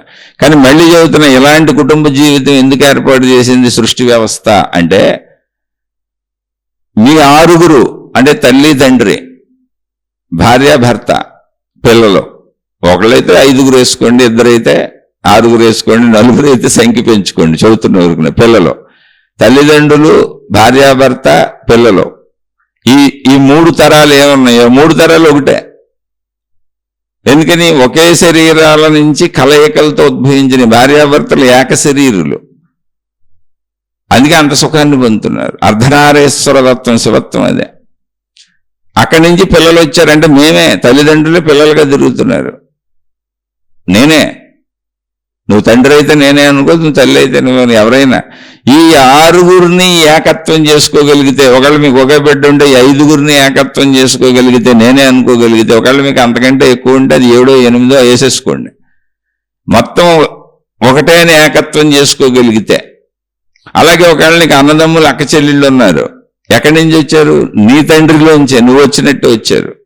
వాళ్ళు నీకు భిన్నం కాదు, అక్కడి నుంచి వచ్చింది. అంటే ఒక చెట్టుకున్న కొమ్మలో, చెట్టు అంతా ఒకటే కాబట్టి వాళ్ళు కూడా నేనే అనుకుంటే అనుకోలేకపోతే వదిలే. విషయానికి చెబుతున్నా, అలా వ్యాప్తి చెందుతూ నువ్వు ఈ కుటుంబ వ్యవస్థలో ముందు అలా ఏకత్వాన్ని పొందగలిగితే, నేనే అనుకోగలిగితే, నిన్ను చూసుకున్నట్టుగా నువ్వు అందరినీ చూడగలిగితే, నీకు చేసుకున్నట్టుగా అందరికీ చేయగలిగితే, నిన్ను నువ్వు భావించుకున్నట్టుగా అందరితో భావించుకోగలిగితే, ఆ ఏకత్వంలో ఉండగలిగితే, విశాల అనంతత్వంలోకి వెళ్ళి మొత్తం సృష్టి అంతా నేనే అనే ఆత్మతత్వాన్ని తెలుసుకునే అర్హత నీకు అప్పుడు మొదలవుద్ది. అందుకని ఇక్కడి నుంచి వెళ్ళాలి. అందుకని ఒంటరితనంతో పారిపోబాకండి, ప్రపంచాన్ని వదిలి ఎలా బతకాలని అడగబాకండి, ఏకాంతంగా ఉండటం నేర్చుకోండి. మీరు ఎక్కడికి పారిపోయినా మీ మనసు ప్రపంచం మనసు. ఎక్కడికి వెళ్ళినా మనసులో గుర్తుంది అనుకోండి, గుర్తుంది. మనసులో గుర్తులేదు, రాత్రి నిద్రపోయారు, ఏమైంది? ఇప్పుడు ఈ సమాజం మంచిది కాదు, ఈ సమాజంలో బతకలేకపోతున్నాను, ఈ మనుషులతో బతకలేకపోతున్నాను, ప్రస్తుత పరిస్థితుల్లో ఈ లౌకిక సమాజంలో బతకడం చాలా కష్టం. ఓకే, నేను కూడా ఒప్పుకుంటాను, ఎందుకంటే నేను సమాజంలోనే ఉన్నా. కానీ అది బాహ్య పదం, ఆధ్యాత్మిక పదం కాదు, అజ్ఞాన పదం. ఎందుకనంటే రాత్రి నిద్రపోయాక నేను సమాజం ఏది, మనుషులు ఏది, అసలు కుటుంబ సభ్యులు ఏది, నేను కూడా లేనుగా. మరి ఇవన్నీ మరిచి రోజు నిద్రపోతున్నా, మళ్ళీ పొద్దున్నే లేసేయడం మొదలెడుతున్నా, నిరాశ నిస్పృహలు లోనవుతున్నా, మళ్ళీ రాత్రికి నిద్రపోతున్నా, మళ్ళీ పొద్దున్నే లేచేయడం మొదలెడుతున్నా. ఇదే జీవితం చేస్తున్నారు అందరూ. ఇందులో మర్మాన్ని తెలుసుకుంటే నువ్వు వదలగలుగుతున్నావు. నిద్రలోకి వెళ్తున్నావంటే నువ్వు దుఃఖాలు, సుఖాలు, కష్టాలు, భోగాలు, బాధలు, సమస్త ప్రపంచాన్ని వదలగలుగుతున్నావు. నీలో వదలగలిగిన శక్తి ఉంది, మర్చిపోగలిగిన శక్తి ఉంది. ఎంత ఉందంటే నిన్ను నువ్వు కూడా మర్చిపోగలుగుతున్నావు, నిన్ను కూడా వదిలేసుకొని నిద్రలోకి వెళ్ళిపోతున్నావు. ఇది మెలకువలో సాధన చేస్తే అనంతాత్మ జ్ఞానం అయింది. నిన్ను నువ్వు కూడా వదిలేసుకుంటే మోక్షం అయిపోయింది, ఆత్మసాక్షాత్కారం అయిపోయింది. అది భావరూపంలో జరిగేదే తప్ప అక్కడ అద్భుతాలు, మహిమలు ఏమి లేవు. ఈ భావరూపానికి సారూప్యతగా నిద్ర చెబుతుంది. నిద్ర ఏం చెబుతుందంటే వదిలేసాం కదా, రోజు నిద్రపోతున్నాం కదా అనేటువంటి స్థితి చెబుతుంది. అందుకే ఆ స్థితి మన శరీరంలోనే పెట్టబడింది. ఎందుకని? మనమే ఆ శక్తి కనుక. నువ్వు శరీర స్థితి నుంచి మానసిక స్థితికి, మానసిక స్థితి నుంచి ప్రాణశక్తి స్థితికి, అనంత ఆత్మశక్తి స్థితికి, విశ్వశక్తి స్థితికి, శక్తి స్థితికి వచ్చేసి నిద్రపోతున్నావు. దాన్ని మెలకువలో కూడా నువ్వు పొందొచ్చు అని చెబుతుంది. అలా పొందాలంటే ముందు శరీర స్థితిలో కుటుంబ ధర్మాలు, మానసిక స్థితిలో కుటుంబ ధర్మాలు, బాధ్యతలు సక్రమంగా పాటించాలి. అక్కడ ఇదంతా ఏకత్వం అని మనోభావాన్ని ఏర్పరచుకోవాలి. శరీర స్థితిలో విడివిడిగా కనపడుతుంటారు తల్లిదండ్రులు, భార్య, పిల్లలు, భర్త, పిల్లలు విడివిడికి కనపడుతుంటారు. అన్నదమ్ములు, అక్క చెల్లెళ్ళు విడివిడికి కనపడుతుంటారు. విడివిడిగా కనపడుతున్నది శరీరానికి, కానీ మానసికంగా ఇదంతా ఒక చోట నుంచే వచ్చింది, ఒక దాంట్లోంచే వచ్చింది. మేమంతా ఒకటే, ఒకే చెట్టుకున్న అనేక కాయలు, పువ్వులు, కొమ్మలు, రెమ్మలు, కానీ చెట్టు ఒకటే. మొత్తంగా నేనే, ఇదంతా నేనే అనే భావన నువ్వు తెచ్చుకోగలిగితే అనంతాత్మశక్తి ఎరుకకి వెళ్ళిపోతావు. ఈ భావన తెచ్చుకోగలగటం ఏమి విచిత్రంగా చెప్పింది కాదు, తప్పు కాదు, అది సత్యము, సత్యము, సత్యము. పరిశీలించి చూసుకోండి. అక్కడ మహిమలు, మాయలు, అద్భుతాలు ఎందుకుంటాయి అసలు? ఆలోచించుకోండి. అర్థమైతే ఆచరించే ప్రయత్నం చేయండి. అర్థం కాకపోతే మళ్ళీ తప్పకుండా ప్రశ్న అడగండి. మళ్ళీ అడగండి, మీకు ఎక్కడ ప్రాబ్లం అడగండి, మళ్ళీ మాట్లాడుకుందాం. ఎందుకంటే మనం ఎన్ని మాట్లాడుకున్నా మనుషులే మాట్లాడుకోవాలి. అది భౌతికమా ఆధ్యాత్మికమా అనేది కానే కాదు. భౌతిక ఆధ్యాత్మిక లేవు. మనిషి శారీరకంగా హాయిగా ఉండాలి, మానసికంగా హాయిగా ఉండాలి. ఈ రెండు స్థితులను దాటి తన సంపూర్ణత్వమైనటువంటి ప్రాణశక్తిలో, అనంత ఆత్మశక్తిలో స్థిరంగా కూర్చుంటే స్థితప్రజ్ఞత. ముందు శారీరక మానసిక స్థితులు దాటకుండా అక్కడికి వెళ్ళలేంగా మనం. అందుకని నిద్రాస్థితి ఎరుక లేకుండా పంపిస్తుంది. ఎందుకు పంపిస్తుంది అంటే నిద్రాస్థితి మనకు రోజు గుర్తు చేస్తుంది, నువ్వు ఇటువంటి స్థితిని మెలకువలో పొందితే మోక్షం అయిపోయింది, ఇంకేం లేదని. మోక్షం కూడా అక్కడే ఉంది, వెళ్తున్నాం మనం, గుర్తించట్లా. అది గుర్తించాలంటే మెలకువ స్థితులు, శరీర మనోస్థితులు కరెక్ట్గా ఉండాలి. అందుకని ప్రాక్టీస్ చేయండి. కుదరపోతే మళ్ళీ అడగండి. ఒంటరితనం అంటే వదిలిపారిపోవటం, ఏకాంతం అంటే అక్కడే కూర్చొని అందరితో ఉండి అన్నింటినీ గమనిస్తూ హాయిగా స్థిరంగా నాలో నేను ఉండటం. ఎవరిని ఎక్కడ వదలాల్సిన అవసరం లేదు. ఎందుకంటే మనస్సే అన్నీ. రాత్రి వదిలేసి నిద్రపోవట్ల, అందరి మధ్యలో లేము, ఇంట్లో లేము. రాత్రి నిద్రపోతున్నప్పుడు ప్రపంచంలోనే ఉన్నాం, ఇంట్లోనే ఉన్నాం, ఆ మనుషుల మధ్య ఉన్నాం. ఏ ప్రపంచం మెలకువలో నన్ను బతకనివ్వటం లేదు, పారిపోదాం అనిపిస్తుంది, అదే ప్రపంచంలో కదా మనం నిద్రపోతున్నాం, అదే మనుషుల మధ్య కదా. అంటే వదలగలం. ఇది మనసులో ఉంది మర్మం అంతా. అందుకని మనసుని సరి చేసుకొని ఒంటరితనం అనే దాంట్లో పారిపోకుండా ఏకాంతం అనే దాంట్లో ఆనందంగా ఉండటం నేర్చుకోండి. ఆ చుట్టూ అన్నీ ఉంటాయి, అందరూ ఉంటారు. అందరితో కలిసే ఉండండి, మీలో మీరు హాయిగా ఉండండి. అర్థమైతే ఆచరించండి, అర్థం కాకపోతే మళ్ళీ తప్పకుండా ప్రశ్నించండి, విశ్లేషించుకునే ప్రయత్నం చేద్దాం. అసలు నచ్చని వాళ్ళు, సరిగ్గా చెప్పలేదు అనుకున్న వాళ్ళు నన్ను క్షమించి వదిలేయండి. నేను చాలా సామాన్యుడిని, అతి సామాన్యుడను. శుభమస్తు. మీకు మీ కుటుంబ సభ్యులకు మేలు చేకూరుగాక. మరొక కొత్త శీర్షికతో కలుసుకుందాం.